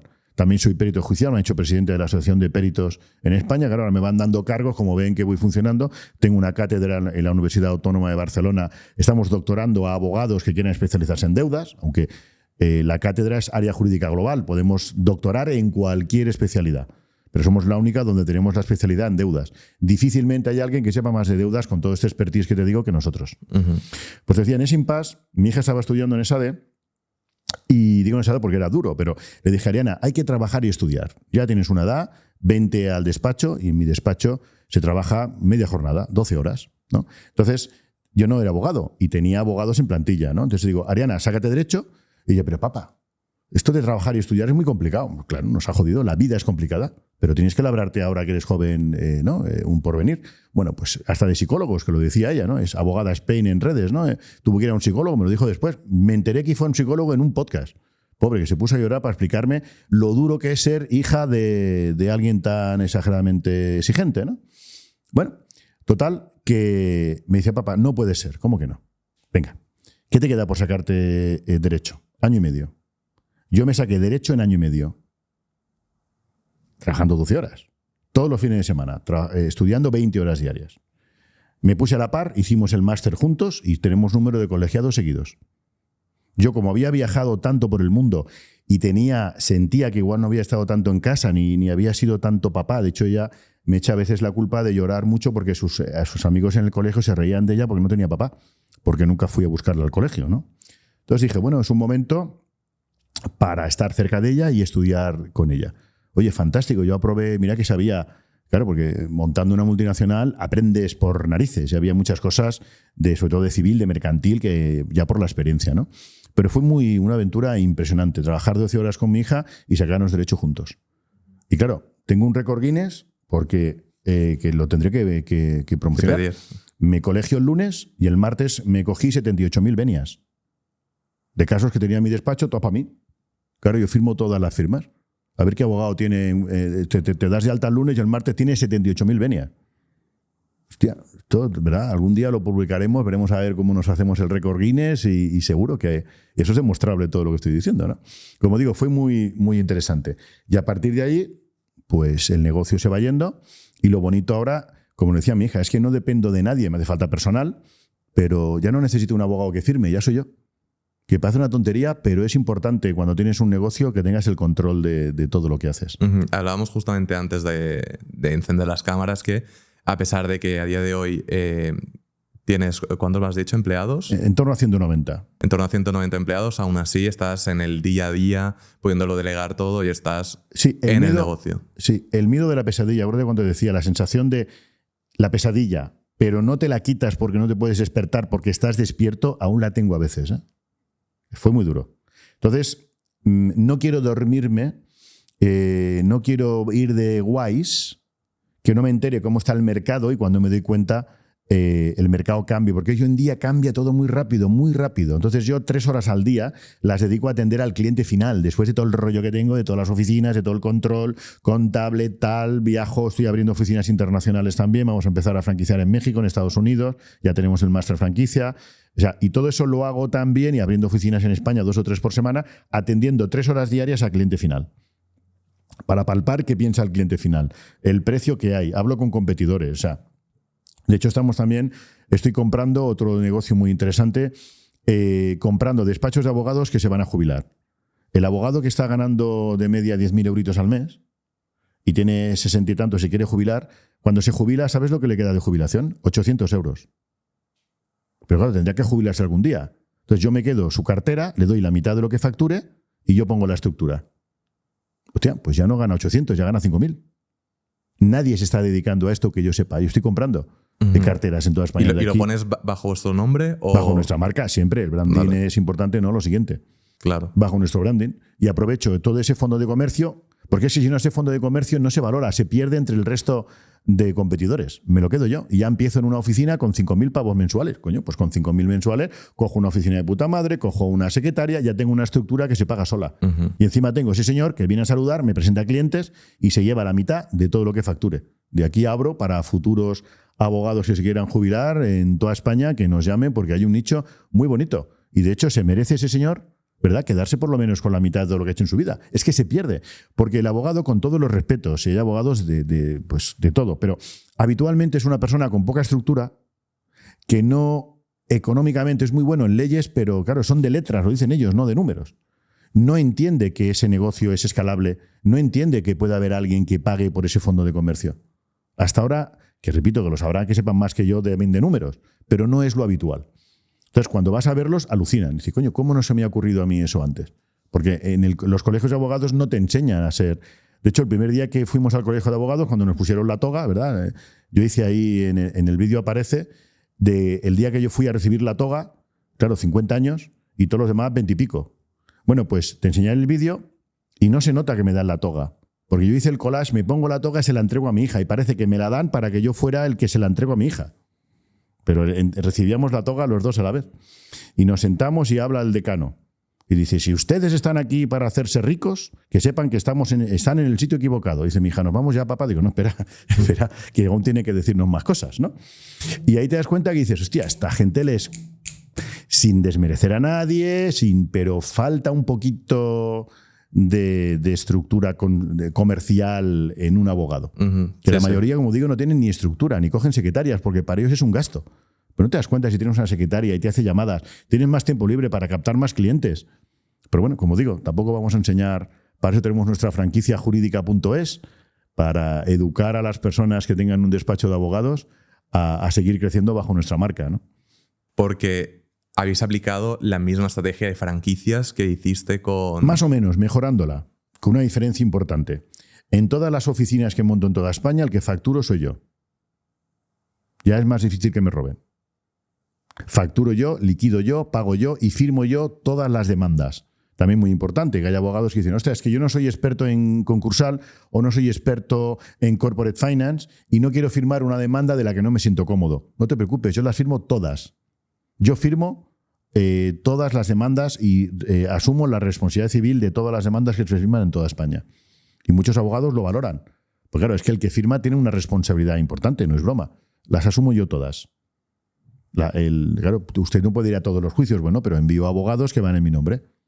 Firman por mí o acuden por mí y nos cuidamos de todo el servicio full services. Y eso lo valoran muchos abogados. Y esta empresa he escuchado que tienes como objetivo o has tenido sacar la bolsa. Sí, era mi ilusión, porque es que piensa que tenemos que aprender de todas las fases y el sistema económico mundial, el sistema capitalista, empieza por crear tú solo, que el mercado se genere solo, ¿verdad? Y se vaya adaptando solo, y luego ser capaz de sacar la compañía a bolsa. En segundos mercados inicialmente y luego incluso si la empresa sigue, seríamos el primer despacho de abogados de toda Europa que cotiza en bolsa, que es muy complicado sacar un despacho. Tengo las autorizaciones, sabíamos que este año, porque en fin, estamos en el mercado, me muevo mucho, aprendo mucho y sé mucho porque estoy 20 horas al día, incluso durmiendo estoy soñando. Hoy he soñado con competidores míos y me ha venido un flash rápidamente a las 3:30 de la mañana y he tenido que escribir en el... ¿no? Bueno, ahí como estaba en un hotel y no encontraba la ficha, lo he grabado en el móvil, ¿no? Cosas que me vienen, flashes, porque incluso durmiendo estoy pensando en el business, tristemente. Yo tristemente porque voy a estar descansado. Pero todavía tengo a veces el miedo de decir que esto se te va, como se te puede ir, como se fue lo otro, macho. Es la misma sensación de cuando dormía en la calle, que también lo pasé muy mal. Yo con 30 años, y estuve en la calle con 16, 30 años, ya casado, me casé con 22. Ya casado, había veces que me levantaba cuando digo, hostia, ese día me voy a abrir los ojos, pero decía, hostia, 30 años, habían pasado 14 de dormir en la calle. A ver, Javier, no abras los ojos, porque como abras los ojos y estés en la calle, me da un susto. ¿Y si todo lo que ha pasado ha sido un sueño y sigo estando en la calle? Entonces decía, vamos a ver, primero, no te asustes, pon la mano atrás, toca, hay almohada. Bueno, en la calle no hay almohada. ¿Vale? Pues ya más posible que no sea Canarias, que no estés allí. Venga, poco a poco. Y si estás en la calle, no te asustes. Abrir los ojos, no, hostia, estoy en mi casa. ¡Buah! Igual es un sueño, pero sigo soñando. Igual mañana despierto y estoy en la calle. O sea, tela, es que la mente te puedes volver medio majareta. Pues ese miedo todavía me daba a veces, ¿no? Y aún me da el miedo de la pesadilla cuando digo, tío, no te metas en estructuras, y estoy ya en el millocejo mensual, pero no te metas en muchas estructuras porque cualquier día cae todo. Pero es que siendo abogado es muy difícil, porque si te dedicas a financiar, la pasta la pone el banco te deja de poner pasta, hostia, pero un abogado, a mí me tienen que cerrar todos los juzgados. No tiene que haber problemas jurídicos en España, si cada vez hay más.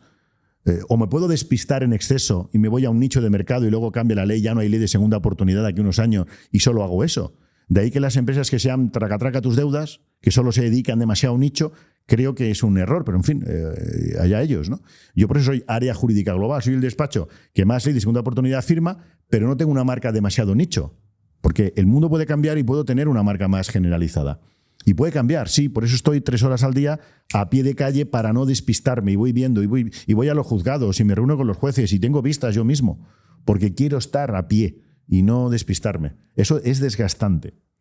Y algún día, pues ya miraré de relajarme y de ahí, como digo, la ilusión de sacar la compañía a bolsa para que sea un macronegocio que funcione sin yo estar, que es difícil, porque yo soy muy personalista.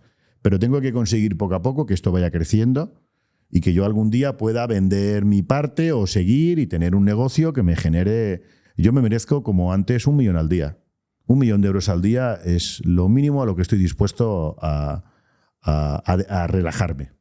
¿Y cómo ves la situación de España? Porque al final se critica mucho España como país para emprender, pero tú has emprendido en España. A mí me define que España vaya mal, suena muy feo. Si España va bien, me inventaré otro producto para ayudar a inversores. Que España va mal, pues me dedico a las quiebras de empresas y de personas. Que, claro, eso es lo bueno del mundo jurídico. Te puedes especializar. Que va mal, hay negocio. Que va bien, hay otro negocio. Yo tengo esa cintura para volver a estar. Yo ya veía que España iba mal y que iba a ir a peor. Y cuando vi que salía esta ley, digo, madre mía, si firmaba 1000 hipotecas al día refinanciando, imagínate lo que tengo que firmar ahora cancelando por ley, sin tener que pagarlas. Es que esto es incalculable. Es cierto que han habido muchos competidores, pero que antes éramos el único que hacía esto. Hay un nicho espectacular. Y si España va bien, ojalá, a mí me hace más ilusión ayudar a un emprendedor a seguir adelante que no a cerrar a un emprendedor. Pero estando donde estamos, tenemos capacidad para movernos. Vas a analizar qué es lo que se necesita y ofrecerlo. Y como listo. abogado lo puedes hacer todo. Ahora estoy, por ejemplo, compro hoteles, otro mensaje. Compro hoteles de 2 estrellas en toda España, los cambio a 4 y los tengo vendidos antes de comprarlos. Hay un nicho espectacular. Herencias, somos muy buenos en herencias. ¿Sabes la cantidad de herencias, de líos, de cosas que no se pueden hacer o de activos que están colgados por temas de herencias? Hay muchos hoteles. Uno que he comprado ahora en Andalucía viene de una herencia. Es que hay nichos. Si abres la mente, como abogado tienes... Y luego la autoridad que da ser abogado. Es que es alucinante. El otro día, una anécdota. En fin, yo también soy muy cerrado, aunque no lo parezca. Cuando viajo y tal, tengo que estar muy concentrado. No me gusta relacionarme en exceso, ¿no? Salvo que a veces... Antes tenía en Credit Services 15 anuncios diarios y antes de Imanol Arias era yo la imagen de marca. A mí me paraban por la calle a pedirme créditos, os lo juro. Pues, pero claro, ahora miro de pasar más desapercibido porque quiero tener focus, ¿no? Entonces estoy en una barra de un bar tomando un café y al lado habían 2 señores discutiendo. No, porque si tú aceptas la herencia, no, entonces te lo quedas todo, no sé qué. Bueno, hablando de herencias, unas barbaridades que decían. Y le digo, disculpe que les moleste, no quiero ofenderles, pero claro, no es que no quiera oír, que me están chillando al oído. Entonces, claro, le digo, ¿puede usted aceptar la herencia a beneficio de inventario? Y si tiene que pagar, no paga, eso lo cobra. Dice, ¿usted qué sabrá? Digo, yo soy abogado, experto en herencias. Se acaba la conversación. O sea, te da una autoridad que, hostia, eso es guay. Porque aunque es una tontería, aunque lo supiera, yo tenía a mis abogados en plantilla, les decía cómo hacerlo y alguna había chuleta que me decía, ¿usted qué va a saber que no es abogado? Coño, no soy abogado. O sea, la formación que ya tenía y la nueva que adquieres más la experiencia, esto, y claro, cuando te reúnes en cualquier sitio y dices, no, ahora vamos a enfocarnos aquí. Oye, voy a vender un hotel. Y cuando ven que he hecho la auditoría yo y tal, y están todos los números, soy abogado. Claro, es que ser abogado ya no solo es que hay una responsabilidad civil. Si usted compra algo y yo he auditado y luego no está correcto, mi RC, yo pago 6.000 pavos al mes de RC, ¿eh? Poca broma de todo lo que facturo. Entonces, oye, te da una autoridad importantísima, mucho más de lo que nos pensamos, para cualquier negocio en el que tú das la cara y pones tu sello. Y eso te ayuda a cerrar muchos negocios. Ahora, tienes que ser un tío meticuloso, cuidadoso, no vas a ir en plan destroyer porque te expulsan del colegio si vas de listo, ¿no? No tengo quejas en el colegio, fíjate que tengo 240.000 clientes, poca broma.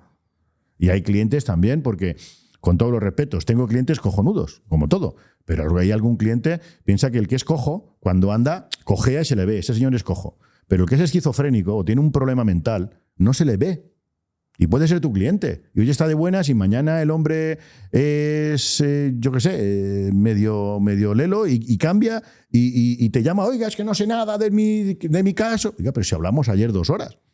Y se lo expliqué. Es verdad, disculpe. Coño, pero no, quiero dejar los servicios porque no me atiende. Pero, tío, si hemos hablado la semana pasada y le dijimos que le informaríamos de lo nuevo que lleva el caso en los juzgados mucho tiempo. Es verdad, mire, y lo tenemos por escrito. Claro, hay que verificar porque hay gente muy extraña. Y es normal, el que tiene problemas también se le va a veces la olla. Y hay gente, como digo, que tiene la mente medio desquiciada, ¿no? Y no se le ve. Entonces hay clientes muy raros. Y hay gente con problemas financieros que también tiene problemas de drogas y problemas de adicciones al juego y problemas de... Entonces, tratar con esos clientes, que repito, la gran mayoría son fabulosos y encantado, pero hay algunos que dices, madre mía, hay que ser psicólogo, pero bueno, bienvenido a la vida, hay que ayudar a todo el mundo y hay gente con muchos problemas. Entiendo que antes me costaba que alguien iba a un abogado y el abogado no lo quería como cliente, porque muchos abogados escogen su cliente, como hay tantos, un cliente que sea sencillo, que no les dé problemas. Pero bueno, al cliente con problemas también hay que darle un servicio, ¿no? Sí. Al final lo que tiene tener tantos clientes y trabajar con seres humanos que te enfrentas a este tipo de cosas. Es verdad. ¿Cómo consigues o cómo te organizas en tu día a día para llegar a todo? Porque escuchando se ve una persona que, oye, estás todo el día haciendo cosas, nunca llego concentrado. A todo. No, es imposible llegar a todo. Es imposible. Pongo mis... como digo, mis controles, mis KPIs mentales de lo que tengo que hacer, pero no llego a todo. Tengo que tener equipo y confiar en el equipo. ¿Pero cómo te organizas? ¿Utilizas un calendario y te pones como en bloques lo que tienes que hacer cada momento con una to-do list? Sí, tengo secretarias que me organizan, directores de departamentos con los que hablo a diario y voy viendo de apagar los fuegos más importantes. Porque puede haber un fuego importante, puede haber un delegado en la ciudad X que ha atendido mal a un cliente o que el cliente ha entendido una cosa que no es. Y bueno, pues hay que hacer una llamada y nadie se atreve a llamar al cliente para decirle... Claro, porque aquí piensa que además es un mundo tan apasionante. Ahora entiendo, que antes cuando era más joven no lo entendía, ¿no? La diferencia entre un economista y un abogado. Pues en un economista, 1 más 2, ¿qué puede decir un economista que son 3? No puede decir más. Eso es lo que dice un economista. ¿Sabes lo que dice un abogado? ¿Qué dice? ¿Cuánto quieres que dé? Porque yo tengo una imaginación y 1 y 2 pueden ser 12. Porque señoría dijo 1 y 2, no 1 más 2. Y tengo un testigo que acredita que dijo 12. Y lo tengo grabado. Hostia, pues es verdad, ya son 12. 1 y 2 pueden ser 12, colega. O 21. O 1122. Claro, el economista no piensa cómo, yo sí. Me hace falta un testigo para ver si es cierto. Tengo que ver cómo le hago el argumentario y sale lo que tú quieres, si confío en ti. Pero a veces se gana y a veces se pierde. Y claro, tú dile a un abogado junior que hay que decirle a un señor que se ha perdido el juicio. No tiene pelotas. Y hay veces que tengo que educar y a veces soy yo el que voy al caso más complicado a decirle, Pepe, hemos ganado parcialmente. Hay que decir las cosas por orden, que es verdad. Y hay unas costas que deberemos asumir. ¿Qué tiene de bueno? Pues que como los juzgados van lentos, iremos a la audiencia y estaremos 5 o 6 años más. Esto es un tema que puede ir a casación al Supremo. Podemos estar 8 años. En esos 8 años, el banco ha vendido a un fondo y le compraremos al fondo por el 80% de descuento sobre lo que ha comprado. Con lo cual, de aquí a 8 años, aún ganaremos dinero. Pero nos han ganado una batalla, pero no la guerra. A por ellos.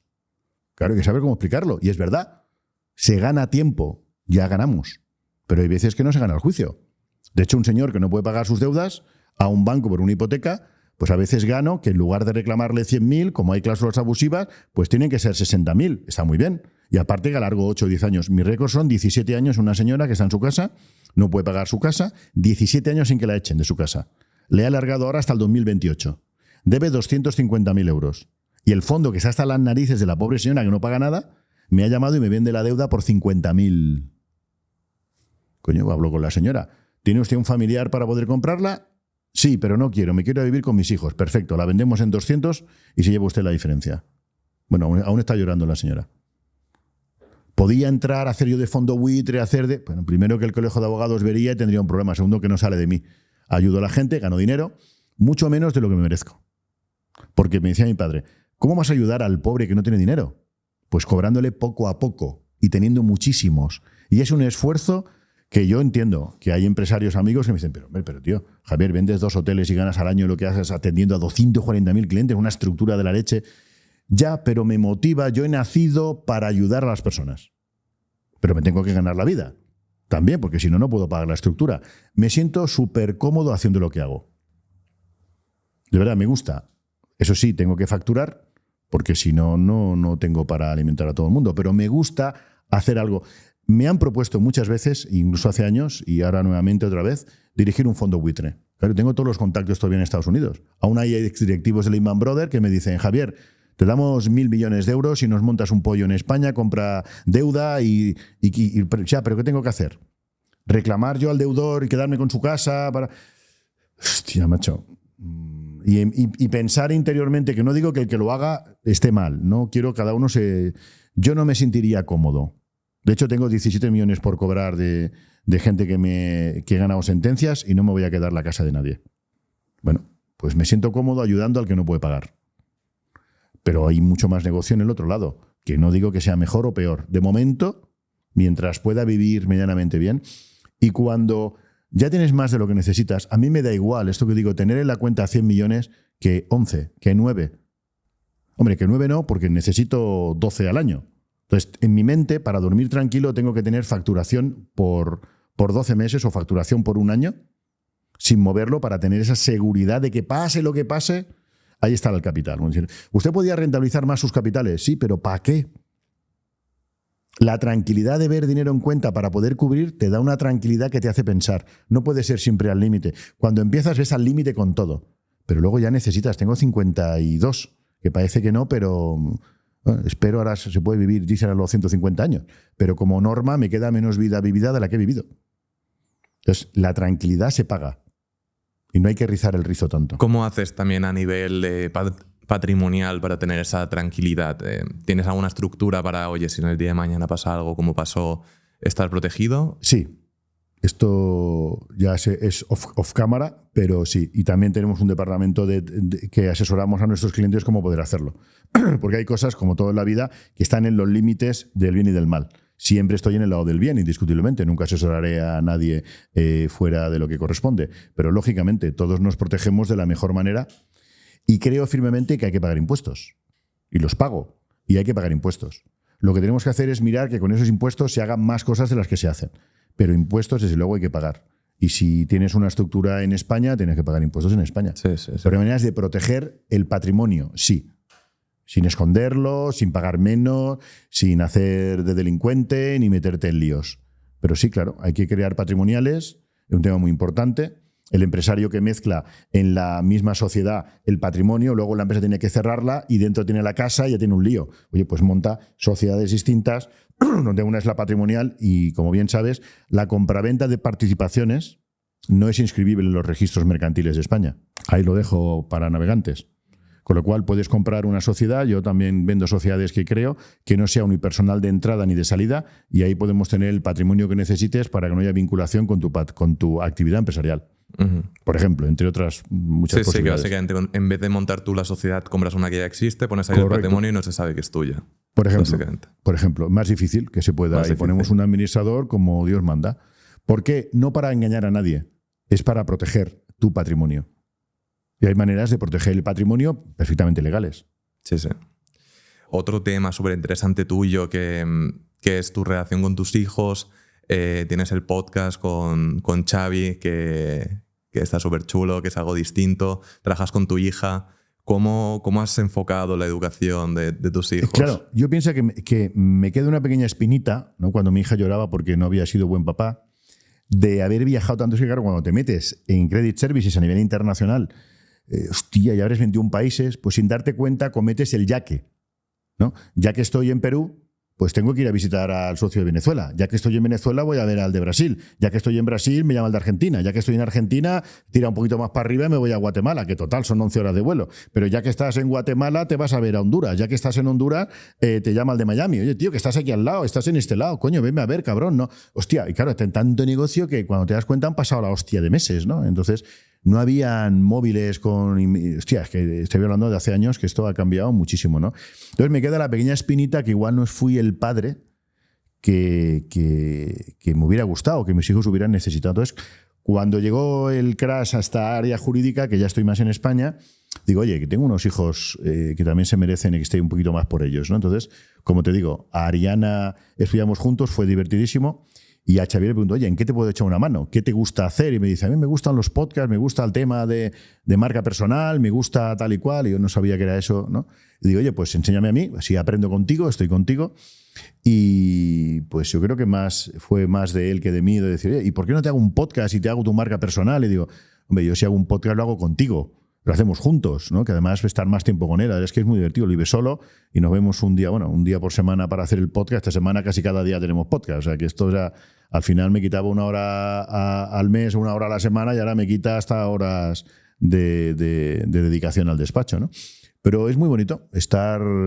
Yo entiendo que al principio para mis hijos, cuando eran más jóvenes, especialmente para el Xavier, que era más joven, hombre, decirle a tus amigos que vives solo y que haces muchas cosas con tu padre, y cuando vas a un sitio, voy con mi papá, pues da la sensación que estás todavía, ¿no? Como que no has salido de esa adolescencia y que sigues ligado, y eso, pues yo me acuerdo, no hace tanto, que yo tenía también su edad, y claro, lo podría entender, ¿no? De decir, pero de momento, como digo, lo llevamos bien, yo me divierto mucho y nos ha traído amigos espectaculares y estamos creciendo todos de forma, como digo, vete al mercado, sal al negocio y ve aprendiendo sobre la marcha. Y hemos crecido espectacularmente, tenemos más de 100.000 seguidores, tenemos vídeos que lo han visto, o reels de esto, yo ahí me lío ya con los nombres, millones de visualizaciones. Hay uno por ahí que le digo a mi hijo, ¿no? Pues claro, esto ha cambiado mucho. Yo soy hijo de pobre y ahora mi hijo es hijo de rico. ¿Y qué pasa? ¿Que ahora por ser hijo de rico no tiene que tener sus propias capacidades? Yo me acuerdo de decir, hostia, es que esto es una aventura, ¿no? Yo de pequeño no digo odiaba, pero no quería reconocerlo, pero igual tenía envidia de, claro, mi padre, no sé leer, escribir, pobre, éramos pobres ahí, pero pobre de solemnidad, macho, o sea. Y en un huerto allí con animales, y me cago en la hostia, ¿cómo saldré de aquí yo para hacerme rico, ¿no? Y veía gente con coche, aunque fuera un coche de segunda mano, y decía, hijo de puta, perdón, ¿no? Tío, cago en la leche, ¿por qué yo he nacido aquí y tal y cual? Luego te das cuenta que de cuando más abajo, más aprendes, y como decía Freud, insisto, ¿no? Soy un hombre muy afortunado, en mi vida nada me ha sido fácil, pero cuando estás abajo no te hace gracia, ¿no? Y ahora, hostia, pues mis hijos son esos chicos, ¿no? Y aquel iba en un 127 y mi hijo va en un Jaguar, y digo, hostia, la vida cambia, ¿no? Entonces, a mis hijos les digo, chicos, yo creo que lo importante es que aprendáis a generar vuestros propios ingresos, no que viváis de los peces que yo pesco, o pesco, ¿no? Sino que aprendáis a pescar. Y cada uno en su rincón. Y pensar que igual me muero y os dejo de herencia cero patatero. No penséis en mi herencia, pensar en lo que sois capaces de generar. Y la verdad es que, bueno, pues se ha generado ahí algún reel un poco chulesco por mi parte, ¿no? Cuando le digo a mi hijo, no te dicen, es que somos ricos. No, hijo, el rico soy yo. Tú eres pobre. Tú tienes que empezar a espabilarte, que aquí el rico soy yo. Queda muy chulesco, sí, pero me da miedo que se crean que los ricos son ellos y que se les acabe la fuerza de generar. Pues hostia, qué triste es que le digas a un hijo que eres rico y se vuelva huevón. Y el día que tú no estás, es que el niño es un huevón porque le has quitado las piedras del camino y cuando tú no estés nadie se las va a quitar. Pues no, yo creo que mis hijos sean valientes, guerreros, como he sido yo. Y ser guerrero siendo rico es más complicado, ¿eh? Pero bueno, oye, yo de momento no me quejo. Uh-huh. Hay que estar como en el negocio. 3 horas viendo clientes finales y tengo que estar X horas con mis hijos viendo cómo va la cosa, de finalistas, a ver qué tal. Sí, la Ariana sí notó, estaba cansada de que dijeran la hija de. Dice, papá, yo digo que quiero que todo el mundo diga que tú eres el padre de mío. Entonces creó su propia marca, Abogada Spain, que le va de cine. Estaba creciendo en 10.000 seguidores al día. O sea, espectacular. La verdad es que le lleva las redes sociales Xavier, y bueno, entre unos y otros, yo no sé cómo lo hacen, pero la verdad es que les va muy bien, ¿no? Y también quería sobresalir ella y hacerse ver por ella misma, porque estar ahí colapsada, ¿no? Bajo la sombra del padre, yo lo entiendo. Al Xavier le pasará exactamente igual, normal. Ser hijo de rico también tiene sus... También se puede llorar en un Ferrari o en un Jaguar, ¿no? O sea, sí, pero sí. Esto el que lo oiga dirá, sí, qué chulesco queda todo esto, ¿no? Pero es una realidad. Hay muchas segundas generaciones que también tienen que triunfar y no tienen por qué seguir, como digo, la estela de lo que hizo el padre. Que a mí la vida puede hacer que se me caiga todo otra vez. No hay ninguna garantía, y todo cambia más rápido ahora que antes, de que sea rico y lo sea siempre. Con lo cual, que aprendan, y en ello estamos, ¿no? Educándolos, porque padre eres desde que naces hasta que te mueres, ¿no? El día que seas padre verás lo maravilloso que es ser padre. Es una aventura, tienes ahí algo que es sangre de tu sangre, que tienes que educarlo de por vida. Hostia, y una responsabilidad apasionante. Otro tema que creo que es a destacar tuyo, que como que aprendiste la lección y ya no te va a pasar más, es el hecho de estar constantemente viendo cómo va el mercado, qué es lo que hay que hacer, qué es lo que hay que probar. Ahora, oye, pues es tendencia el contenido, entonces estás en el contenido, estás probando cosas, y creo que es algo que los nativos digitales, como puedo ser yo, como que nos sentimos muchas veces es que la gente no se adapta, nosotros sí, pues estamos en las redes sociales, estamos en lo nuevo, pero estoy seguro de que dentro de unos años, cuando salga otra cosa, seguiremos pensando, no, lo que hay que hacer es contenido y también nos costará cambiar en un futuro. Puede ser, llega la inteligencia artificial, yo me estoy empollando, estoy montando el despacho, todo lo que hay de inteligencia artificial lo estoy aprendiendo para aplicarlo. Hay que estar a la última. Y más ahora que cambia todo de forma espectacular. He visto un call center con inteligencia artificial que yo no me creo que hable una máquina. Eso va a llegar ya. Dicen, ¿habrá menos trabajo? Naturalmente que habrá menos trabajo. Y sobre todo de cosas muy precarias. Pero el que esté en call center y sepa de inteligencia artificial tendrá más fácil, porque alguien tiene que ver esa inteligencia artificial. Que lo despidan, que no alguien que no tiene ni idea de inteligencia artificial y que además no se quiere especializar en nada y solamente coge el teléfono, buenos días, dígame, y no quiere hacer nada. Y por las tardes se quiere ir de copas y no quiere seguir aprendiendo y estudiando. Pues ese lo tiene más complicado. Entonces hay que estar a la última, pero tanto ellos como los directivos de compañías tenemos que estar siempre a la última. Yo tengo suerte de tener 2 hijos maravillosos que me ayudan a meterme en la última. Si no hubiera sido por ellos, yo estaba muy colapsado. Yo todavía cometo errores de principiantes que a veces, claro, es que no es lo mismo tener 52 que tener 23. Yo mismo me di cuenta cuando estudiaba con la Ariana que, ostras, yo porque había cosas que ya sabía, pero cuando había que aprender cosas nuevas, la Ariana la primera lo tenía, hostia, a mí me costaba. O sea, mi mente, y me considero una persona con una mente privilegiada, pero hay edades donde ya no va todo funciona tan bien como parece. Pero hay que estar ahí sin miedo, porque esto cambia y habrá gente de tu generación que no será capaz de cambiar a la inteligencia artificial. Seguro. El camarón que no se mueve se lo lleva la corriente. Tengas la edad que tengas. ¿Y qué crees que es lo que pasará con los trabajos más precarios? Por ejemplo, lo que decías, ¿no? De alguien que quiere hacer un trabajo sin más y tampoco se quiere esforzar mucho. ¿Qué pasará en un futuro cuando ya no se necesiten estos trabajos? Pues está jodido.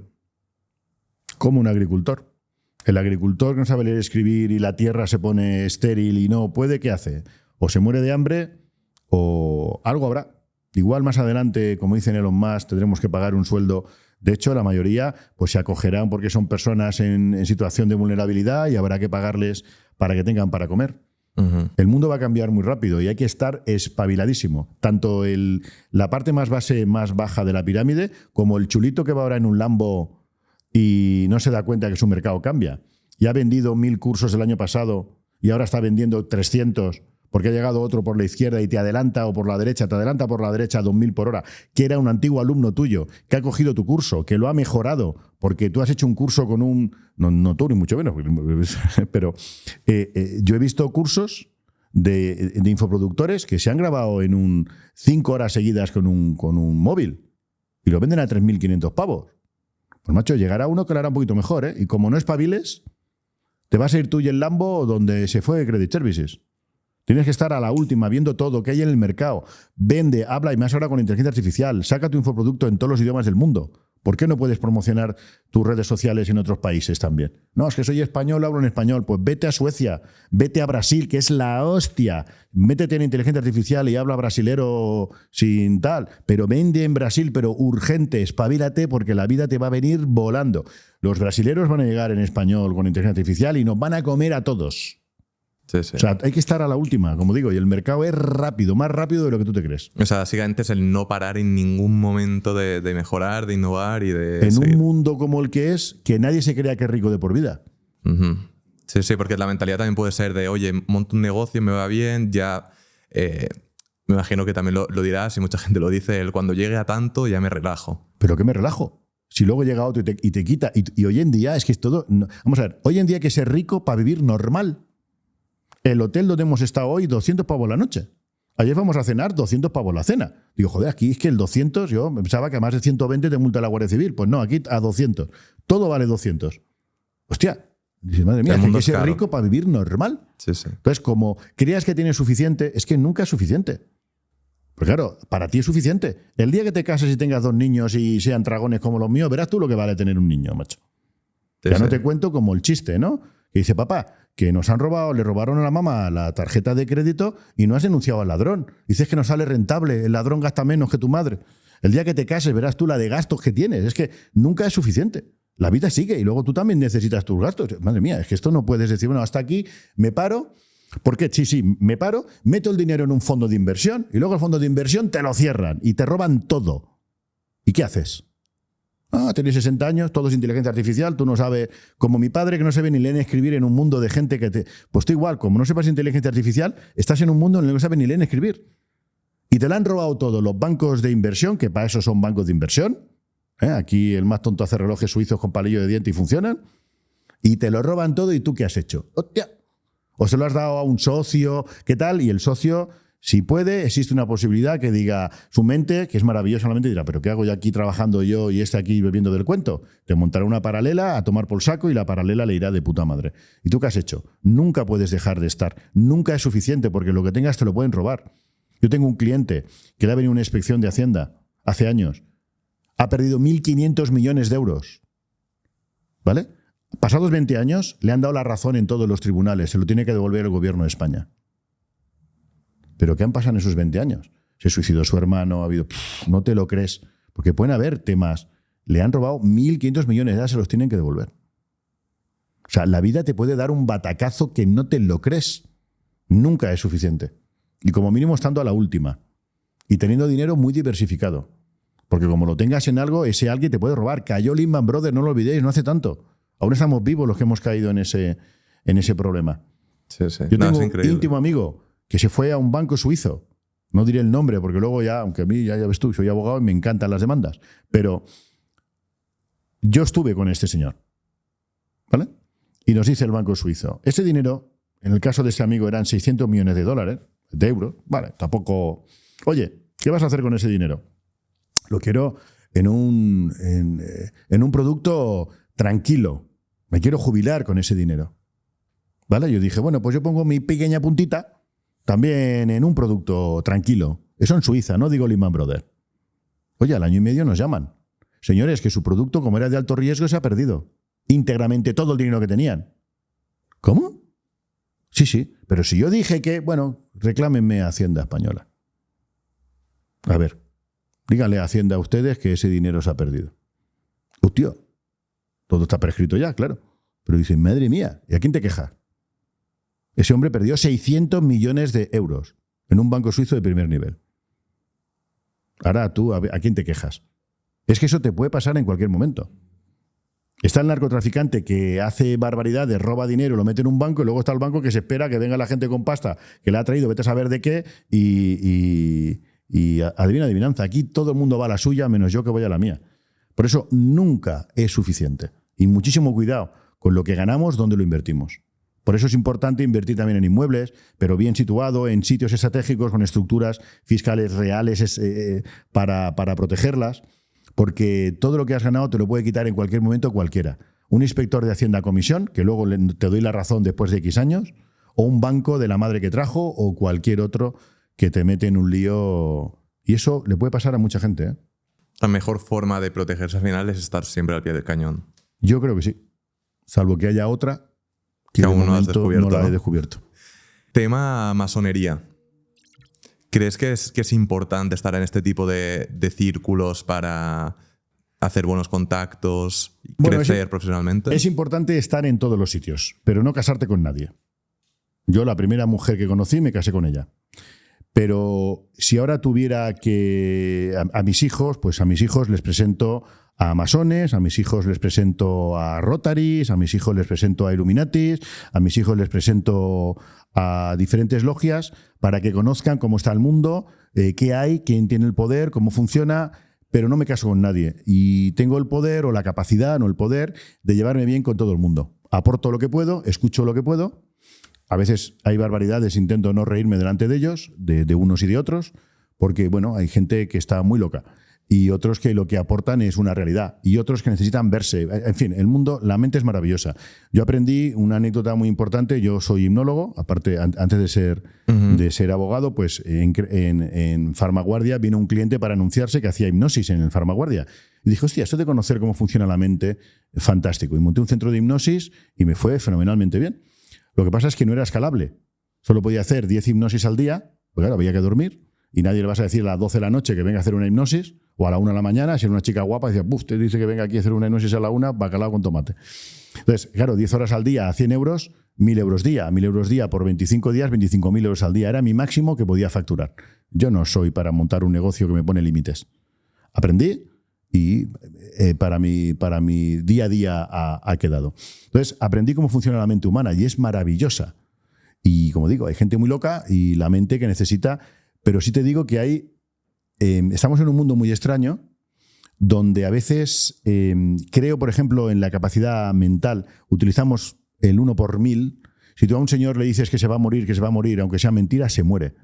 Y hay un señor que tiene una enfermedad grave, mi padre, por ejemplo, a mi padre le dijeron que tenía que hacer, mañana, papá, tienes que hacer, estaba el médico, te diré, el pobre se quedó con los riñones al 10% y menos del 20% tenía que hacer ese tratamiento. Jolín, ahora me acordaré. Quimio. No, quimio ya hizo el pobre. Tuvo 7 cánceres 7 años seguidos y salió de todas, hasta que ya el cuerpo no pudo más. Pero tenía que hacerse, pues el tratamiento médico de los riñones, me acordaré, jolín, mi cabeza. Cuando apaguemos la cámara te acordarás. Saldrá. Bueno, pues entonces dice mi padre, ¿cómo? ¿Que voy a estar atado a una máquina de por vida? Sí, su riñón ya va por el 10 y no puede, tiene capacidad. Usted no es capaz de orinar por sí mismo. Y dijo mi padre, yo voy a mear ahora. Dice el médico, pobre hombre, no, se fue y meó. Y a partir de entonces no tuvo nunca más ya. Le subió, le hicieron el cálculo al 21% de los riñones. Dijo, oiga, esto, de verdad, dijo el médico, esto es un milagro. ¿Por qué? Porque se lo creía. Yo se lo metía a la cabeza. Papá, si lo crees, lo creas. La mente, si te lo crees, es capaz de generar una serie de endorfinas o una serie de procedimientos químicos sin necesidad de meterte ninguna química tú para salvarte. Si tú crees, hay gente que le dan un placebo, le dicen que es para salvarse y se salva. Hay gente que no, que por mucho que crea en salvarse, si no llega a su cuerpo a más, pero la mente es capaz o de enfermarte o de salvarte. Entonces, tu mente es maravillosa. Si lo crees, lo creas. Entonces, tienes que estar positivo en todo momento y tienes que ser capaz, si tú piensas que te va a ir mal, que para qué ese juicio lo voy a perder, y pues al final lo pierdes porque tú mismo te cierras y no tienes la mente abierta para pensar en qué frase digo, cómo conseguir que 1 y 2 sean 12 o 1221. Claro, tienes que tener la mente abierta. Entonces ahí aprendí a tener la mente abierta. Y ahí, como digo, y en esa mente abierta, pues la mente, como digo, es maravillosa. Y estamos en un mundo muy extraño, ¿eh? Yo haciendo hipnosis, digo yo, porque la hipnosis en sí, yo soy capaz de hacer esto porque he aprendido hipnosis. Yo consigo que tú tengas 5 años y te crees que tienes 5 años. Pero es que te digo que hablemos de tu vida anterior y me hablas de una vida anterior. Y me hablas en alemán igual y no sabes alemán. Y te digo que nos vamos al futuro y no sé, porque no lo sé, pero tú me hablarás de tu futuro. Y es que te digo que hables con tu padre difunto y hablas con tu padre difunto. Y pongo una grabadora antigua y se oyen voces. Y eso es real. La vida es maravillosa. Y hay cosas que no entendemos. Y yo no estoy loco, ni soy... Hay cosas increíbles. Hay quien se lo cree, quien no se lo cree. Perfecto. Pero es que estamos en un mundo muy extraño. Esto es una especie de Matrix. Y bueno, pues hay gente durante toda la vida, han habido organizaciones o personas que han querido conocer todas esas aventuras, todas esas historias reales y esconderlas, porque claro, el poder de tener la información hace muchos años pues era mayor en la Edad Media que no ahora. Bueno, pues hay una serie de personas que han aprendido todas esas historias, porque hay gente además que nace con unas capacidades que las tenemos todas intrínsecas, pero pues hay gente que son mediums, hay gente que, bueno, hay gente que tiene una capacidad de sanar a otras, y eso es real. Decía el doctor Jiménez del Oso. Hay gente que ha estado con ovnis y dice, oye, mira, decía el doctor Jiménez del Oso, la mayoría de personas que dicen que hay temas paranormales mienten. Pero solo con que una diga la verdad ya existen. ¿No hay una en el mundo? La gente que ha fallecido y ha ido al más allá y ha vuelto, el doctor Sánchez Garra, que vendrá a nuestro podcast en breve, ¿tú te crees que solo con que uno... Yo hay casos de personas que me explican sus anécdotas y te cuentan en el quirófano lo que hacía, dónde estaba, lo que pasaba en la otra parte del mundo, y es real. Pero ese tío está loco. Vale, pues yo soy cuadriculado y lo que no veo no lo creo. Perfecto, pues ya está, cada uno... Entonces, durante la historia del mundo, han habido organizaciones que quieren coger esa información para tener información. Y suelen ser organizaciones cerradas donde, bueno, pues oye, te puedes mover medianamente bien cuando ven que eres alguien legal, que no vas a reírte de nadie, para poder entrar, y el networking es importante. También hay gente, como digo, loca en todos los aspectos, ¿no? Pero la mayoría de personas de diferentes organizaciones, pues oye, tienen cosas interesantes. Que si tuvieses que quedarte únicamente con una cosa que aprendes en estos círculos, entiendo que es el poder de la mente, lo que crees, lo creas, pero hay otra que digas, wow, esto es súper importante y debería conocerlo más gente. Queda muy pedante lo que digo, ¿no? Todo lo que me han enseñado los demás, yo no sabía que existía el libro El Secreto y yo tenía esa metodología en mi mente sin tenerlo, ¿no? O sea, al final es que creas en ti mismo. Que sepas que todo se puede conseguir, que si lo crees, lo creas, como digo, insisto. Y que el mundo es maravilloso, tienes que tener la mente abierta. Que igual la Tierra es plana o no es plana, pero por lo menos plantéatelo. Porque es que no es tan fácil que sea redonda. O no es tan fácil todo como lo pintan. Ni tampoco creo que la Tierra sea plana. Pero hostia, pues igual es elíptica. Yo qué sé. O sea, no, damos por hecho todo porque nos lo están diciendo. O sea, no nos planteamos diferentes temas, ¿no? Jesucristo. Hay quien cree que si Jesucristo existió o no existió Jesucristo. Yo creo que existió. Pero en fin. Y que tenía un poder especial, pues también lo creo. Porque la fe, como decía, mueve montañas. Yo creo que alguien es capaz, convenciendo... hay muchas personas que no pueden andar y tienen un problema psíquico, no físico. Esas personas, si creen que alguien tiene la capacidad para decir levántate y anda, levantan y andan. Igual todas no, pero solo con que lo hiciera una vez entre 1000, pues ya el que dijo que vio cómo se levantaba alguien tenía la razón. Pues digo, tenemos que tener la mente mucho más abierta de lo que tenemos y no tener miedos a esas organizaciones. Hay, como digo, no son gente normal y corriente. Yo no estoy en ninguna organización de este estilo, porque además si estás en una no puedes estar en otra. Yo me veo bien con todo el mundo. Conozco a muchísima gente de muchísimas organizaciones y siempre son gente, por lo menos hasta ahora, gente de bien, que aportan valor y que tienen información que otros no creen. Y claro, si no la crees, pues difícilmente puedes aprender de lo que ellos saben, ¿no? Y hay gente que sabe muchísimo, de muchas cosas. Y Javier, ya para acabar, ¿qué consejo darías a los jóvenes o no tan jóvenes que nos estén viendo y que estén en un mundo complicado donde no saben qué hacer, no saben qué les gusta, no saben cómo montarse su proyecto, no ganan mucho? Al final, oye, ¿qué consejo les mandas? Mi hijo hace unos años, es lo que pensaba. Pues yo creo que es importante, como digo, que creas en ti, que si realmente quieres ser millonario, que repito, no es importante ser millonario, puedes trabajar para un tercero. Yo tengo amigos directivos de banca que, oye, se ganan más que muchos empresarios. O sea, no es imprescindible. Pero si quieres ser libre y quieres emprender, porque puedes estar trabajando para otro y mañana cambian y ya no tienes trabajo. La manera de tener un control es ser empresario. Que aprendan a vender. Pero tanto físicamente, ahora ya no hay tanta puerta fría, como ventas online. Ahora aprendéis todos, hay que saber cómo vender online. Que aprendan a vender, muy importante. Que se dediquen a algo en que les apasione. ¿Qué es lo que te gusta? El otro día me comentaba mi hijo, ¿no?, que estaba en un grupo de personas y había pues uno que le gustaba tal, otro que, bueno, pues tú puedes vender y tú tendrás tu target de cliente que le encaja, y otro, si es una chica joven, pues tendrás su target de cliente, cada uno tiene su target. Haz lo que te apasione y no dejes de aprender permanentemente, aprender y trabajar en lo que te apasione. Y luego tener la capacidad de moverte, de adaptarte a lo que te pida el mercado. Pero hay que estar despierto y al toro. Y no importa la edad que tengas, te puedes sacar derecho con 50. Y a saber lo que haré. Yo tengo una cátedra en la Universidad Autónoma. A saber lo que empollaré con 60. Igual en 60 soy el tío que más sabe de inteligencia artificial del mundo. Yo voy a estar a la última mientras tenga la fuerza y las ganas. Y siempre se dice, no, es que ahora es un momento más complicado. Todos los momentos han sido complicados. Todos nos ponemos barreras porque nuestra mente es débil por naturaleza. Más huevón que soy yo y más dormilega no creo que lo sea mucha gente. Pero tienes que quitarte la barrera mental y venga, y a currar y a aprender, y tu mente siempre te dirá que no. Que te descanses, que te relajes, que duermas un minuto más. Pues cuando suena el despertador, o ya tu mente ya antes de que suene el despertador, pa'lante y venga, ya la vida, y con fuerza. Y el camarón que no, como digo, que no se espabila, se lo lleva la corriente. Y ahora es cierto que es un momento, estamos en el momento más importante de la historia del mundo. Va a irrumpir la inteligencia artificial, van a aprender, estamos para aprender de la inteligencia artificial. En mi vida, cuando era joven, no existía Internet. ¿Era más fácil o más difícil hacer negocios viviendo en un huerto? Era más difícil, creo, sin desmerecer lo que ahora tienen. Ahora, sin embargo, hay más distracciones. Coges el móvil y tienes 1 millón, tienes sexo a 30 segundos, que eso yo entiendo que cuando hay unas edades que te despistas bueno, pues mucho más fácilmente. Tienes una serie de TikToks y demás que es que te hace estar viendo permanentemente, ¿no?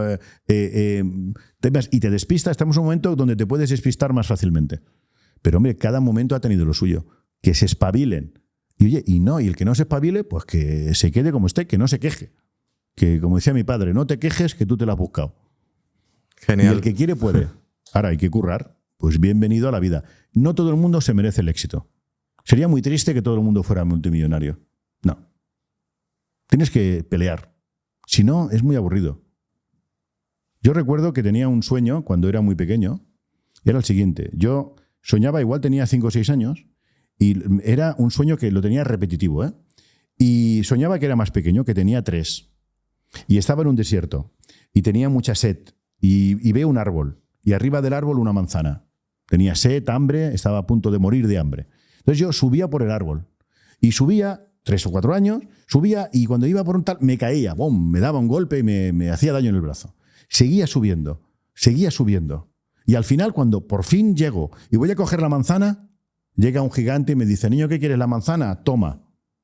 Y el dármela me dio el miedo de la pesadilla. Y le dije, ¿ahora me la das, hijo de tu prima? Pues ahora no la quiero. Yo quiero lo que me consigo, coño. A mí que me den la manzana, con lo que me ha costado llegar, cabrones. ¿Y ahora me dais la manzana? Por eso nunca compro lotería. Yo no quiero que me toque nada. Yo ya soy afortunado. Yo quiero que Dios me dé, o la energía, o el universo, o el arquitecto del universo, quien corresponda, que me siga dando la energía que tengo. Doy gracias todos los días por ser quien soy, por la energía que tengo, por lo bien que me va dando todo. Doy gracias todos los días, que me dé la fuerza para seguir adelante. No quiero que me regalen nada. Que le regalen algo, si la suerte le tiene que regalar a alguien que no tenga la capacidad de generarlo. Hay gente que lo está pasando muy mal y no tiene nuestras capacidades.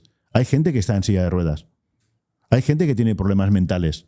Coño, pues estos que tienen más dificultades, el otro día entrevistamos a Miguel Durán, abogado.